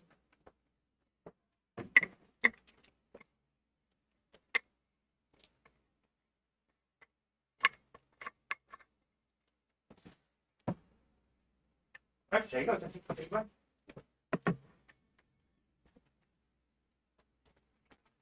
Hey all. So when Rob asked me to do this panel and he said that the theme was my favorite game and why, like Kaylee said, it was really hard to think of what my favorite game is because I have so many favorite games and I couldn't decide on one. So what I thought I would do is talk a little bit about some particular aspects of games, some particular game mechanics that I thought were really well done in some games. So the first thing I want to talk about is BioShock. All right, and BioShock does an amazing job with environmental storytelling. So games have a narrative, okay? So as you're playing through a game, there's cutscenes and there's sort of this this narrative that unfolds as you play the game. But the environments in the game, the levels, also have a narrative. And those are used to reinforce the main narrative. And the really interesting thing about the environmental storytelling, though, is that you could miss it. You could completely miss it, and you'd still beat the game and still move on with your life. But the game designers and the artists put all these little tidbits in the environment of the game that the player gets to discover on their own. And for me, that's a really rewarding element to playing a game. So here in this environmental storytelling here, we have this screenshot from BioShock, and this is what we're seeing is part of Rapture. So Rapture is where the game takes place, and it was meant to be this utopian city, but due to sort of governmental mismanagement and societal breakdown and science gone horribly wrong, Rapture becomes this very violent, corrupt place that's just decaying and it's falling apart. And this screenshot supports that. So you, the player, you're walking through Rapture, walking through this broken down city that's really it's a bad place now. And you see there's like pictures up on the wall, and it looks like maybe some candles. So this is the memorial here. And so even in the real world, sometimes when there's a horrible tragedy, people will put pictures up of the victims or flowers. There will be these sort of impromptu memorials that are set up in these places of tragedy. And so that's what that is right there. And so you're playing through the game and you see this place, and it invites the player to just pause here for a minute and just sort of absorb this and experience this environmental storytelling. And so that's really cool right there. But also notice the graffiti up on the wall there, fallen is Babylon. And that is actually a line from the biblical book of Revelation, the very last book in the Bible. And in that book, it talks about the ancient city of Babylon and how Babylon fell because of the city's wickedness and cruelty. And so this is a quote from the Bible, fallen is Babylon. But what's so cool about this is that what the game designer is telling you here is that a character, a person living in Rapture, this fictional city, this fictional character living in this fictional city, knew about this story in the Bible, and they scrawled that graffiti on the wall in Rapture. And what they're saying with that graffiti is, just as Babylon fell for her sins, so Rapture, the fictional city in the game, Rapture fell for her sins. And so it's this really interesting element to this game, and maybe you would miss this, and maybe if you don't know that story and where that quote comes from, maybe it wouldn't mean anything to you at all. But they just put this little thing in here as a fun little thing for players to discover. And if you know the story, it really adds a lot of depth and interest to this game. But again, it's environmental storytelling, so maybe just run on by and not even see it at all. And that really fascinates me with games and the care and the craft that's put into them. So I thought that was pretty cool. Another game I love is The Witness. And this is a puzzle game where you go around exploring this beautiful, lush island. And there's all kinds of interesting foliage, and there's sort of this puzzle that's unfolding as you're playing the game. You're wondering what happened to this place.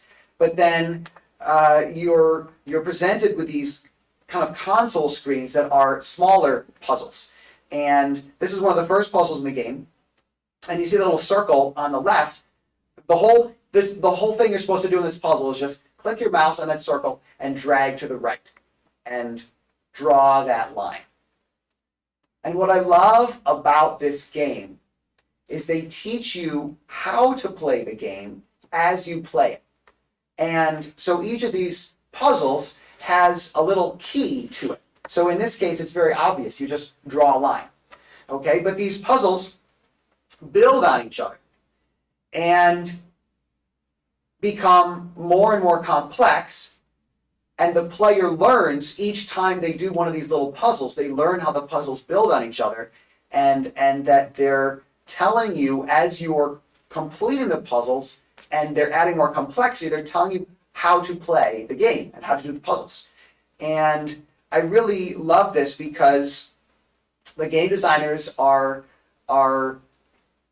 they understand that players are intelligent, and they're presenting players with these challenges and giving them little clues and little hints, but letting the players figure it out on their own. And so when you as a player figure this out, it feels really good. And you can see these puzzles get more and more complex.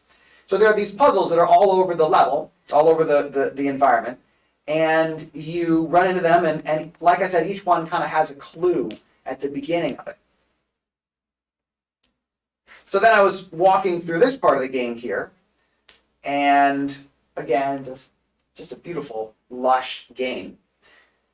And I'm coming up to this new puzzle here at this console, and I noticed there's a little fruit in one of the trees, that red fruit there. And I noticed that because this was the first time I'd seen that in this game. It was out of place. And our eyes are drawn to areas of contrast. We notice the things that are different.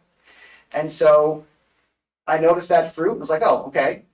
I can't pick it. I can't interact with it in any way. I guess that's kind of weird. Kind of weird that fruit was there. So then I come up to the puzzle.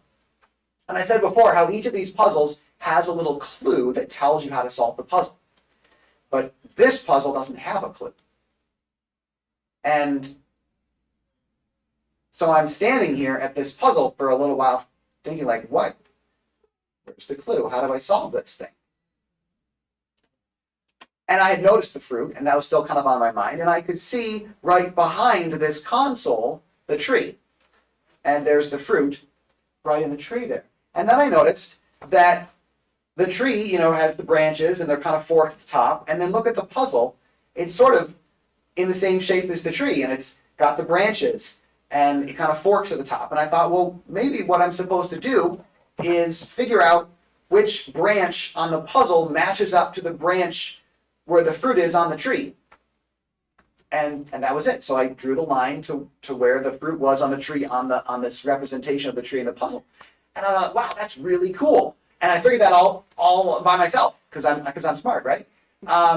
But this is really great game design because the designer gave me those clues, but in a new and creative way that allowed me to figure out and allowed me to feel good about myself that I figured this thing out.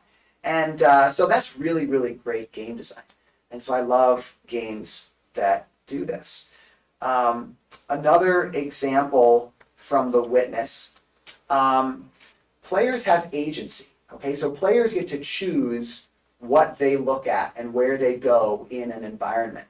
And as a game designer, it can be difficult because you want to curate the experience for the player. You want to create an interesting, engaging experience for the player, but you have no control over where the player goes or what they do. And so you got to get creative. If you want the player to notice something, you've got to be creative. So here you're walking down this path, and again, it's a beautiful forest path, and there's lots of greenery around, and you're walking through this path, and you keep going. But notice there's a little splash of orange over there on the right. And so you keep going down the path, and the main path forks to the left. Okay, so the main path forks to the left. That's the main area that you're supposed to go to. But but I was drawn to this place on the right where I'm seeing the different color. Again, our eyes are drawn to areas of contrast. We notice what's different.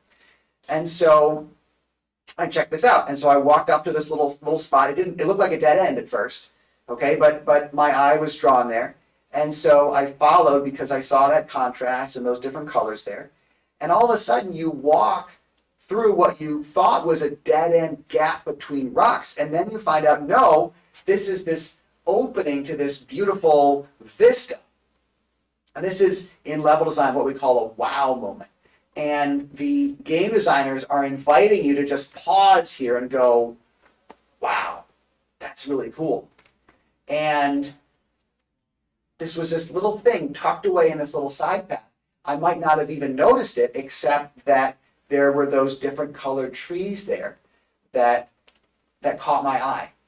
And so again, this is really brilliant game design because it's not like, there's not a pop-up that pops up on the screen, go here. There's no arrows, but the designers use contrast, use color, and piqued my interest and allowed me to figure this out on my own. And again, I felt good about myself. Like, wow, this is really cool. I discovered this. But of course, this was all designed specifically in such a way that I could almost hardly not, I could hardly not discover it. Like, yeah, you know what I mean? Like, of course I would discover it because they designed it that way so that I would. And yeah, it was really pretty fascinating. So I love that aspect of this game design and how games in general teach the player and encourage the player to explore. And so I thought this was a really great example from this game. So yeah, so that's what I wanted to talk about. Thank you.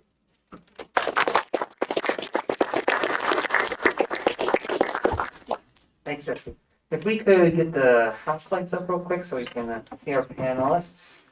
But at this time, I would welcome audience to ask questions, whether specific about any of the talks or about any of the work any of our panelists do, or general game dev questions.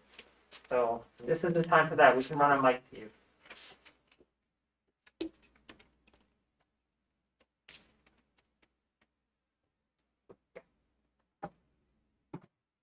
Hi, I had a question for Kaylee. I was wondering, when you were narrowing down your list, which games did you take off and why did you think they lost out to Super Paper Mario? So I've looked at a lot. I've looked at a lot of games in the past, and like there's a lot of games where I'll get really passionate about them. And Claire, I do know you personally, so like you've heard me gush about different games. You've heard me gush about like different games and stuff. It's like I've had to actually like lay out all of my favorite games in different categories on a chart. And when I think about like best overall and like even what game do I think influences me creatively the most, it does always point back to Super Paper Mario because of that change in expectation. I do love like The Last of Us a lot because of like the combat. Heck, I even grinded like 100 hours into Hades because of the combat and like the fast-paced action. But when I really think about the layers and like the different factors in Super Paper Mario, I do just keep coming back to that game, especially because of the impact it had on me, like first seeing the flip. Definitely a little bit of nostalgia in there.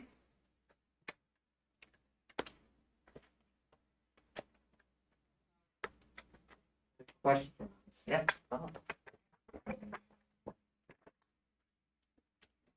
Bouncing off of that, because you already sort of anticipated, how have these games that you mentioned reflected in the games you make or art you create? So I really like character moments.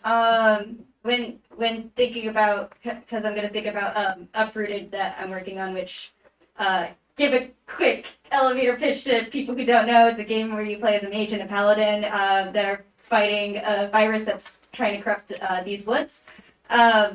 I really like characters and their relationships, and I got some of that in Super Paper Mario. I got some of that in Hades, because of like character relationships and stuff like that. Like, heck, I like drawing people. I really like seeing how different people interact in different situations. And in Uprooted, actually, the main mechanic is switching between the two characters, so you can play as both of them, but you fight as one because like they stay in the same place when you switch as them. So I wanted to see mechanically how can we look into a pair of characters' relationship and delve into it and even like explore it mechanically, explore it narratively. So a lot of my favorite games, they do have heavy character moments. Like in the Last of Us 2, there's a lot of different like character arcs and stuff. A lot of intense emotions going on. Hades, you're trying to figure out your relationship to like every god and stuff like that, and work your way to like find your mom. There's a lot in people, and I like exploring that in games. So yeah, I hope that answered your question.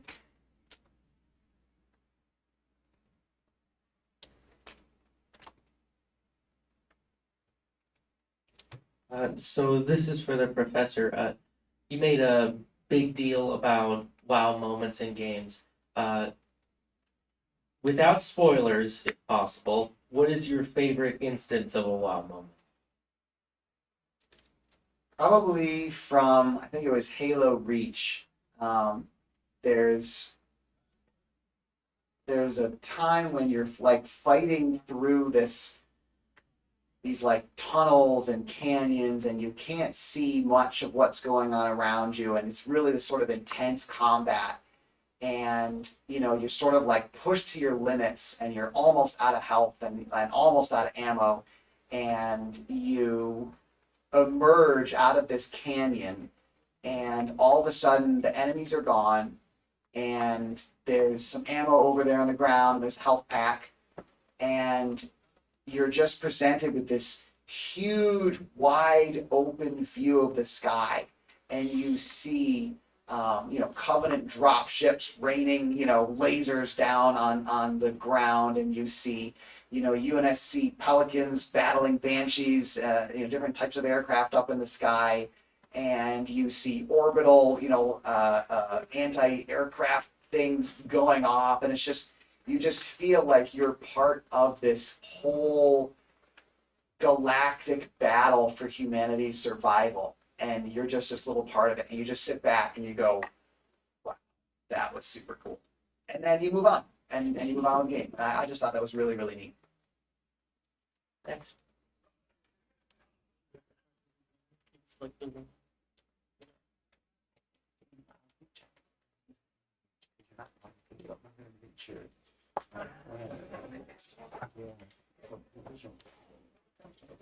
So I have a question for all of you.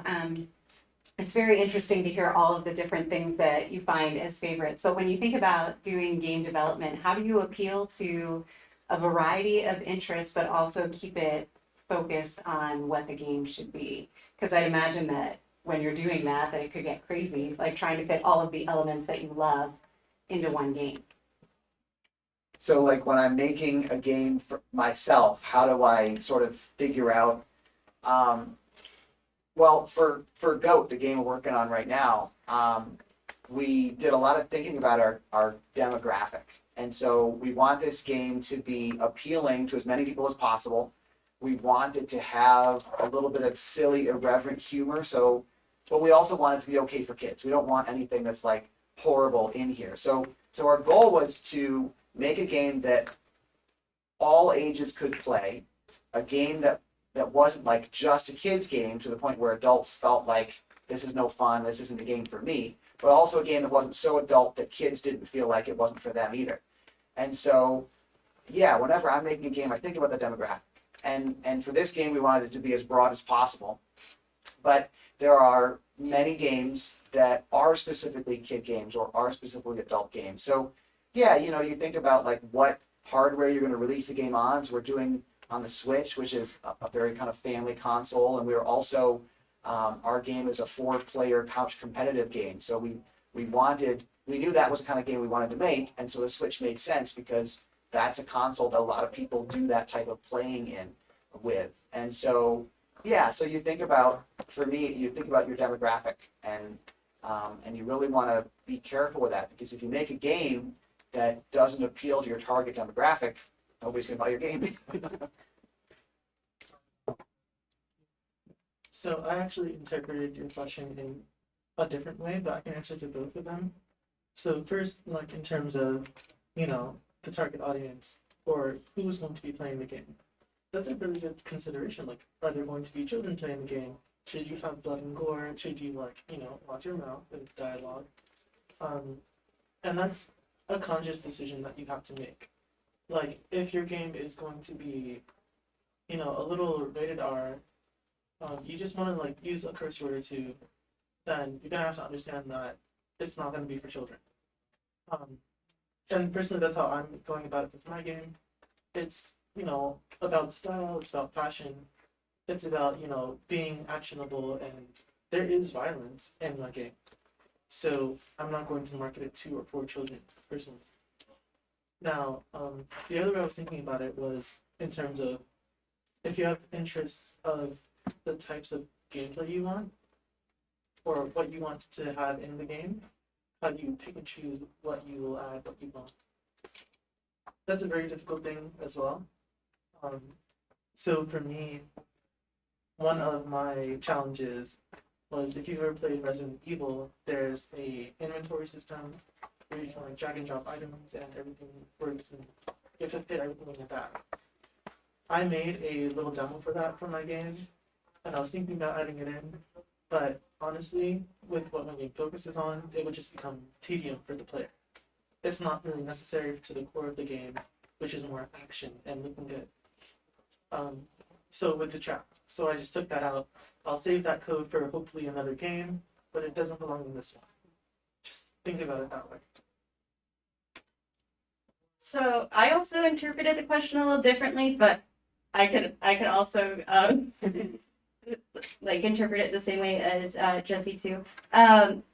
When picking an audience for the game, you got to think about the story you're trying to tell and where you want to go for it. I know with Uprooted, we do want our game to be more on the mature side, and why do we want to do that? It's because we want to tell a pretty we want to tell a darker story, but we also want to see what happens when we push these characters to our limits. If there is swearing in the game, don't know if that's going to happen yet or not. I'm not opposed to it, but we want that to be at an intense moment. We want it to be justified. We want it to show that the character is stressed. We do have intent to have light gore in the game because we want to remind players, this is a real world. There's real stakes here, especially since, you're trying to save the forest, and in this forest, animals are turning on the characters. They're going to fight the characters, and the mage actually has a deep connection with the forest. She loves the animals. She doesn't want to fight. She's doing something that she doesn't want to do, and we want to stress the gravity of what her actions are doing. So that's kind of something that we kept in mind when trying to figure out what our target audience was and where we're going with the game. We obviously don't want to be too dramatic with it, because we do want this game to still be accessible to different age groups, but we don't want to be too gory to be too gory.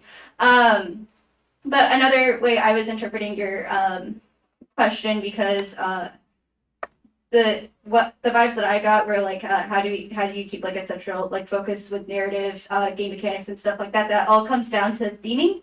Theming is one of my favorite things in games. Just taking a concept and seeing how many ways you can apply it, with the mechanics, with the art, with the dialogue. One of my other favorite games that does a really good job with that is Going Under. Going Under real quick is a indie dungeon crawling game where you play as an unpaid intern, trying to beat up a bunch of failed tech startups in a dungeon. It's really good with its comedy. Its art style is lineless and corporate, to make fun of it. It's a very satirical game, lots of references, and the fact that they can find different ways to take that theme and run with it, it's one of the reasons why I like that game. I try to keep that mentality in mind when I'm designing my own games as well. So again, I wanted to focus and uprooted the idea of these two characters trying to learn how to work together, which is why I make it so you guys can switch characters and still be in the same place, be in the same fight, because you're fighting as one, but you're playing as two. I also plan to explore that narratively. I plan to challenge that dynamic as well in different ways. It's just really fun to come up with a theme and see how you can push it with all the different concepts. We have time for one more question.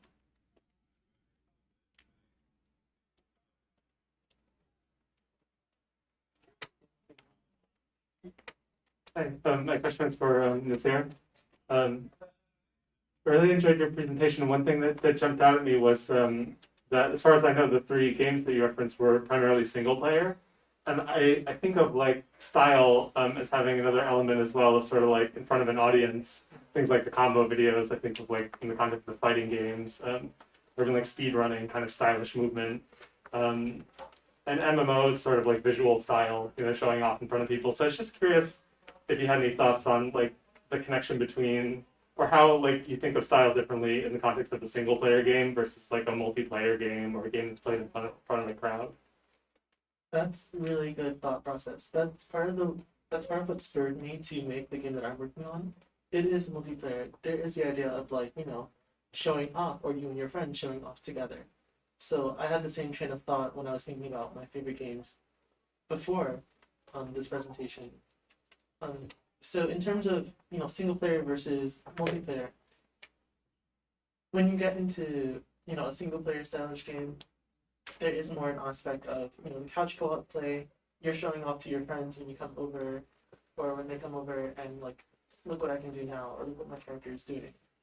But, in the modern world, there's also YouTube, so we have clips of like what I just showed you, where people are actually honing their skills for the purpose of posting it on Reddit, Twitter, or YouTube. You won't get exactly like the stylish, dramatic, and flair.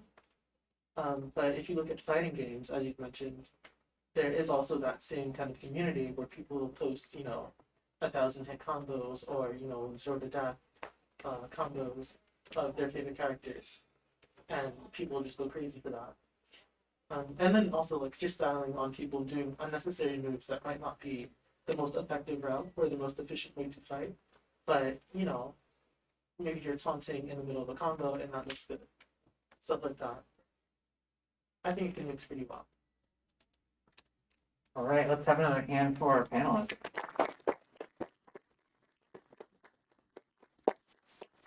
Thanks, everyone. Again, the Expo Floor is open till 5 p.m. Food trucks are outside still as well. Again, if you didn't get to ask your question, feel free to grab the panelists. I'm sure they'll be hanging out for a few minutes here. But thanks again for being here. Any questions, feel free to talk to me or Eva across the way. We really appreciate you being here, and thanks for coming. Thanks, everyone.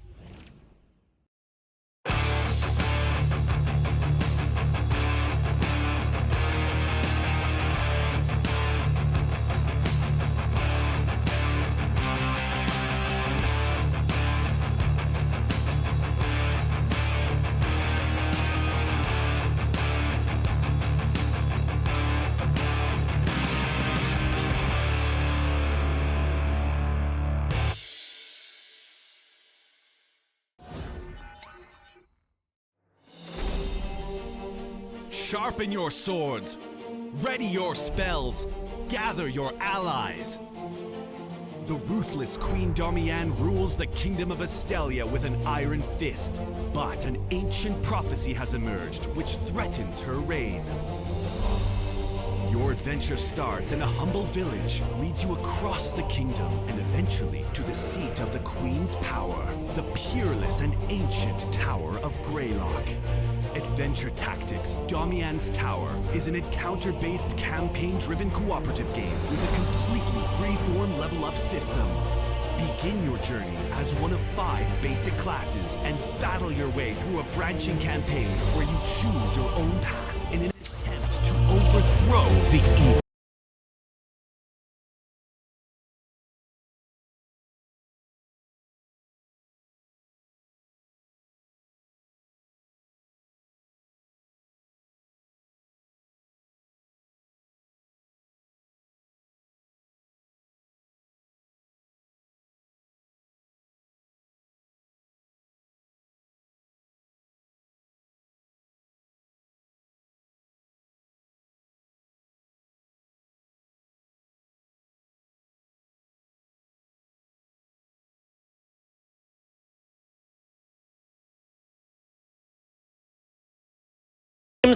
Some VR stuff and a little bit of tabletop stuff to still hit. So let's head over there and see what we have going on.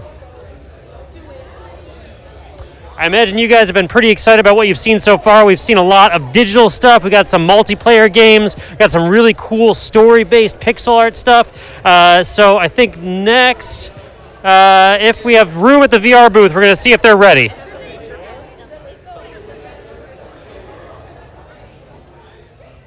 So just enter a name. They are setting up right now. So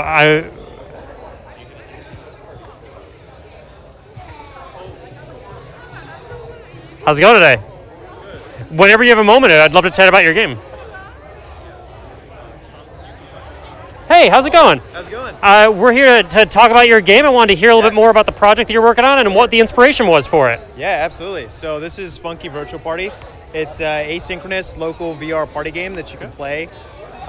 So one person wears the headset, everybody else can join using their phones. And Awesome. So this game actually kind of spawned as a solution to an ongoing problem, which is that there aren't really too many games that allow you to share the fun of VR with everybody in the room with just Right. one headset. One person has all the fun, everyone else yes, waits. Exactly, exactly. And yeah, you don't have to download an app or anything. You can just go on the website, type in a code, and you're playing. Okay, so what is the person in the headset generally doing? Sure. So we have a series of mini games. Right now we have 2. So the one that you see on screen there, the VR player is looking over an iceberg. Everybody on their phones is on the iceberg. Sure. And you're throwing fireballs, trying to knock them off. And at the same time, it's blasting holes in the iceberg. And then we have another mini game called Virtual Pursuit. So the person in the headset is running away in like a map, a maze. Sure. And the mobile players are trying to chase them and like tag them. So for the mobile players, then they have like on the iceberg, they have like a top down. Oh, I see it on the left hand side there. So it's sort of a top down. They've got their own view there. Okay, yeah, that's fantastic.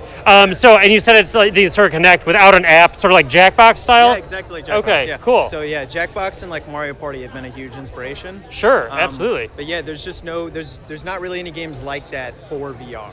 No, not at all. I mean, whenever I've brought friends over to check out the headsets, like, you know, here, you play for a little bit, Exactly. and it's And unfortunate. You can take turns and like show it on the TV, but it gets stale after a while. Right, So, absolutely. Yeah. And I feel over the recent years, just asynchronous multiplayer has been more and more popular, and not just in video games, but in board games as well. Yeah. So it seems like a great idea to sort of jump on that as much as possible. Yeah, absolutely. So how large is your team then? Me and him. That's the team. Fantastic. Yeah, small team. How long have you been working on it? So we've been working on it about a year, but the past couple months we got into the community incubator program here at Magic. Fantastic. So we've been really ramping up production the past couple months. Yeah. So I guess like platform-wise, what are you able to get on then? So currently it's only for the Quest 2. That's what we're developing for. Sure. But when we release in the next year or so, we're hoping to get it on like PSVR 2, all the major platforms. Is there a lot of dev work that has to go into like transferring that over to those platforms? Yes, yeah, and it involves having the actual headsets and just doing a lot of tests. There's Right. some like specific code that you have to implement for those headsets that makes it challenging. Gotcha. But we're hoping to get it done. So that's that. In terms of like, is there a release date that you're hoping to sort of hit then for? We don't have a specific date. We're aiming for next summer, so like next June. Yeah. But flexible. Right, you want to make sure because there's a lot. I mean, dev work already is so difficult. I imagine it only like makes it tenfold when you're trying to deal with the headsets and the tech. Well, that's fantastic. Is there anywhere where people can find out more information about your game? So we don't have a website yet, but you can follow my Twitter. I post updates there. So that's DevTom7. Okay, cool. DEVTOM7. Awesome. So you'll be able to post like just new stuff that's coming along the pipeline when people can maybe be able to get a hold of a build, that sort of thing. Yep, exactly. All right. Well, that sounds really exciting. What was the name of it again? It's Funky Virtual Party. Funky Virtual Party. It sounds exciting to me. I could see people get into it, whether or not they know games or not. Yeah, absolutely. All right. Well, thank you so very much for sharing it. Thank you so much. Appreciate it. Have a good rest of your day. You too. I think that's a great idea. Having the ability to get everyone in the room excited about the VR game. They can see what's going on. They have their own way to impact it as well. We're going to see what we got going on here as well. Do you have time to talk about your game? Yeah, for sure. Yeah. Fantastic. All right. So what is the inspiration and sort of what's the idea behind your project? All right. So my idea was that I wanted to make the game super game, Okay. So because I hated the fact that you just die once and the level was static, like the level is the same, Sure. That game needed like some procedural level generation. So this is why I made Pentagons Go Wii. So because they go crazy on the beats. Yeah. So right now whatever you are seeing is basically this is happening real time. It's listening to the music and it's like processing what is like the bass, what is the beat, and they give you like effects on the screen, and it makes it like difficult, but also at the same time easier because once you visualize the beats going on, it's like easier to recognize them because it's like visual reference, and it's just like it makes it unique every single time you play it. And since I have 3 difficulties on it, easy, hard, and impossible, everything has like different mechanics. Okay. There's like different rotations going on, different things come up. So it's like different every single time. So is this using original music or you hook it up like to your iTunes or whatever? Oh yeah, so this is using all the music generated by local artists in Rochester. Okay. So like all the people here, whoever like has the music on here, I found them at like clubs, I talked to them, I was like going to bars and like, oh, like your music is really good. I have a bunch of people from RIT, Django, SRPH, and they all want to be in the game, and I was like, that's perfect. I want like promote local musicians to the game and get their name out there. Yeah, I mean, that sounds like a fantastic way, not only, for you to, of course, add music to a music-focused game, but to allow listeners to engage with that new music as opposed to just listening. Yeah, That's such a great idea. So is it just you doing dev and art? I'm the solo developer and designer of the game. So about how long have you been working on it then? I picked it up as a 10-day game jam for myself to challenge myself, but then it actually became something that I really wanted to work on. So it got released on Steam in May, and I've been working on this since Feb. So 2 months of developing time. Oh, great. And it's right now on Steam and Android. Okay. And it's free to play, no money. Oh, wow. So would you say Steam is probably the best place to find out more information about it? You could see a trailer, gameplay, that sort of thing? Yeah, definitely, yeah. Steam is the best place, and YouTube. There's a lot of streamers playing the game. It has over 30,000 downloads right now. Fantastic. And and today I just got a news that I got an article, somebody wrote about this in an article, so that's pretty cool. That's really exciting just to see your hard work sort of, come to fruition and see other people get excited about it and that sort of thing. So do you have, is there any plan to transfer it to any other platforms as well, or are you sort of going to stick with what you have? Yeah, so next week is a release date of iOS. So it's going to come in on iOS, iPads, and I'm thinking of Switch. Yeah. But before Switch, I'm going to add some more mechanics to it, like power-ups and card packs, so you can open a chest and it will give you cards. Rebirth, you have one more life, you have more health, you have more movement speed. So these kind of perks to set you apart from other people. Right. And just to give players more incentive to play the game. And once I've added that, probably gonna be on Switch. That sounds fantastic. I mean, it seems like it would make a perfect fit for that sort of thing. So mostly, as far as controls go, you're mostly controlling the dot and you're trying to get through the sort of path that's being created, right? Yes, exactly. So it's only one movement game. That's why I love the idea of one movement game, because it's you don't need any tutorial. Right. You just need one instruction. You have left stick or WASD if you play on keyboard. you just have to move your dot, and that's that simple. And because since it's like really easy game, it's like for every age. Right. Like even kids can play it. Accessible. Anyone can just jump in. They can give it to their dad or mom or whatever too, and they can try a level. Sounds great. Yeah, exactly. I want to make it like inclusive, and I put a lot of thoughts about color too. I try to put like colors which are kind of separable for like colorblind people. Sure. And I also put the algorithm in a way that hard of hearing people can still play the game, and it's like not that affected by Right. music. You still see the beat happening. There's lots of Exactly. different ways to see it and understand the gameplay. Yes. Well, I mean, it's really exciting to see, and it's such a simple presentation, but it feels very evocative, and it makes me want to hear the music immediately just seeing it, you know? So you got to be really proud of it and excited, and I wish you the best of luck in the future. Thank you so much. Yeah, thank you very much for talking to us about it. Cool, have a good day. Pretty exciting stuff. I immediately saw the connection to Super Hexagon. It's a classic as far as I'm concerned, and the ability to bring local musicians and stuff into it seems like an absolute perfect fit for that sort of thing. So I think next up, looks like we have another digital game here that I haven't had a chance to look at. Looks like Tech Valley Game Space, perhaps? Excuse me there. How's it going today? Hello. Sorry, I'm gonna surprise you coming up. I know. Here we are. It's real life. Would you like to talk about your project a little bit? Yeah, sure thing. We also have one of our team members who's showing off a game who just stepped out. I'm going to come back in a little bit with the rest. No problem. Yeah, we'll make a little loop and we'll come back. Cool, sorry. No, absolutely. I'll see you in a little bit. Cool. All right, so we'll stop back and check them out in a little bit. I'm going to jump on this table after they do their demo. Hey there, who's in charge of this table? Would you like to talk about your game a little bit on camera? Cool. Yeah, what's the inspiration and what's the idea behind it? So, how do you like anime girls? Doesn't everyone? Yeah. How do you like them if they were mass weapons of destruction? It sounds like a perfect fit, yeah. Our game is you play as Medley, who is a idle hell robot girl who has gained sentience through an idol competition, and she is trying to save the love of her life from not having free will. Sounds powerful. Yeah, and so unfortunately, though, you have to go through her fellow idols to get to her. Right. So we wanted to make a bullet hell that was both beginner friendly and the experts could play too. So we wanted to be able to make an introduction to the bullet hell genre for people. Sure. Because that's what a lot of our community is based around at the moment. But still have that challenge that people could play with.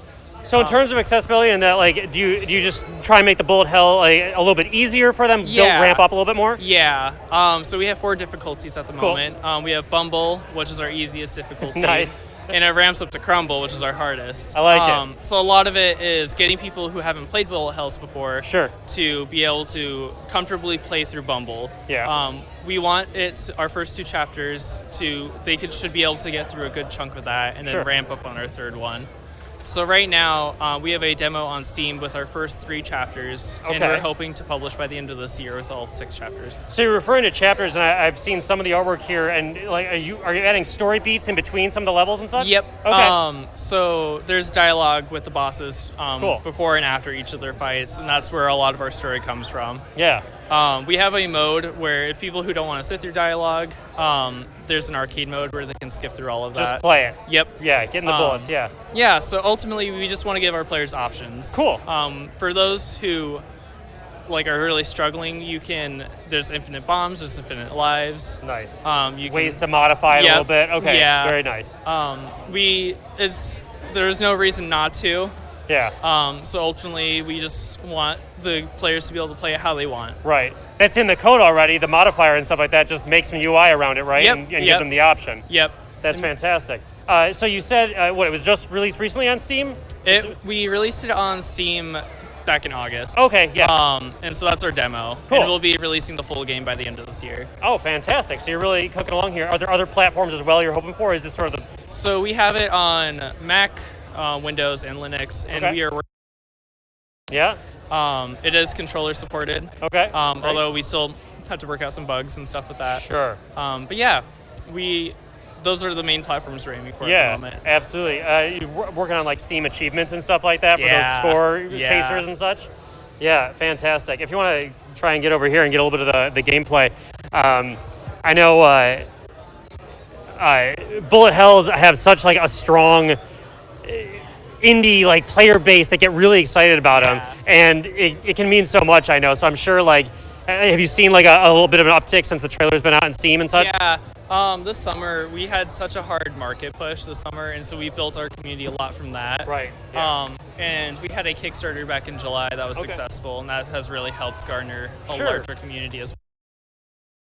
And also just working with other indie groups as well. Because Jam Jim Jelly, we've worked a lot with them as well. They've been such a helpful resource for us. I actually just talked to them recently, and I was pretty impressed by what they had to do. And it seems like, there really is just like a camaraderie in terms of like, hey, we all like this thing. Let's find different ways to make it. And that's just the beauty of indie dev, is that it's all cooperative. Like, all of us want to make a good game. Everyone pours heart and soul into it, sort of thing. Usually by yourself.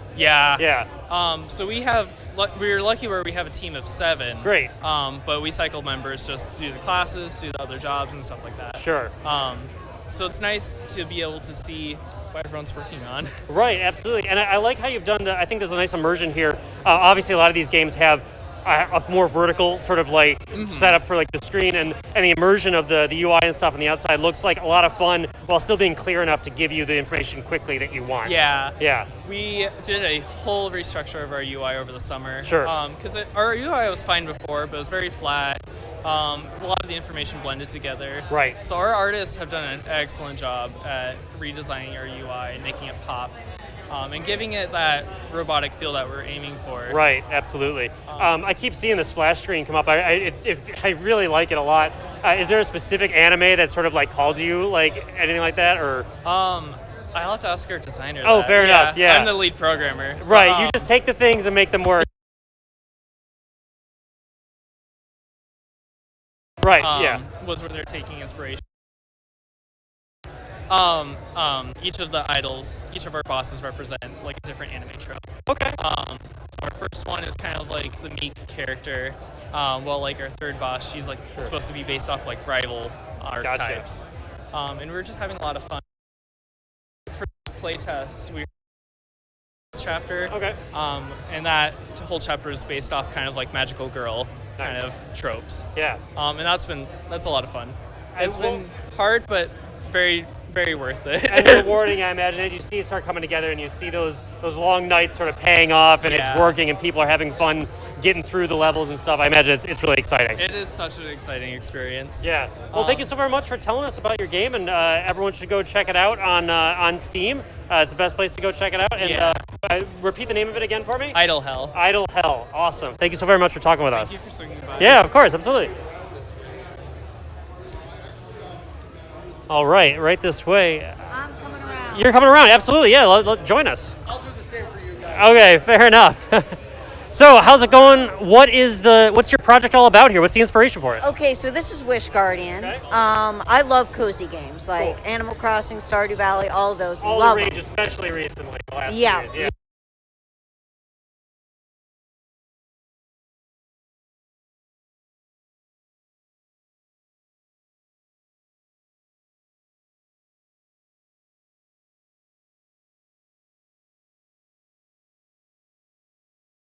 This in 2 different ways. One of them is tower defense. So what you farm becomes towers that you then use to unlock new farming resources, which you then create new towers with, so on and so forth. So the gameplay loop is meshed with combat in a way that can't be separated. So you're building up those resources, and then other places once you build, or thing it becomes. You go down into the mine. So we used to have forced combat where you would have to go and defend yourself immediately, and people hated it. Nobody liked it. So we instead, once you're ready, you go into the mines and you slowly go deeper and deeper until you can't anymore.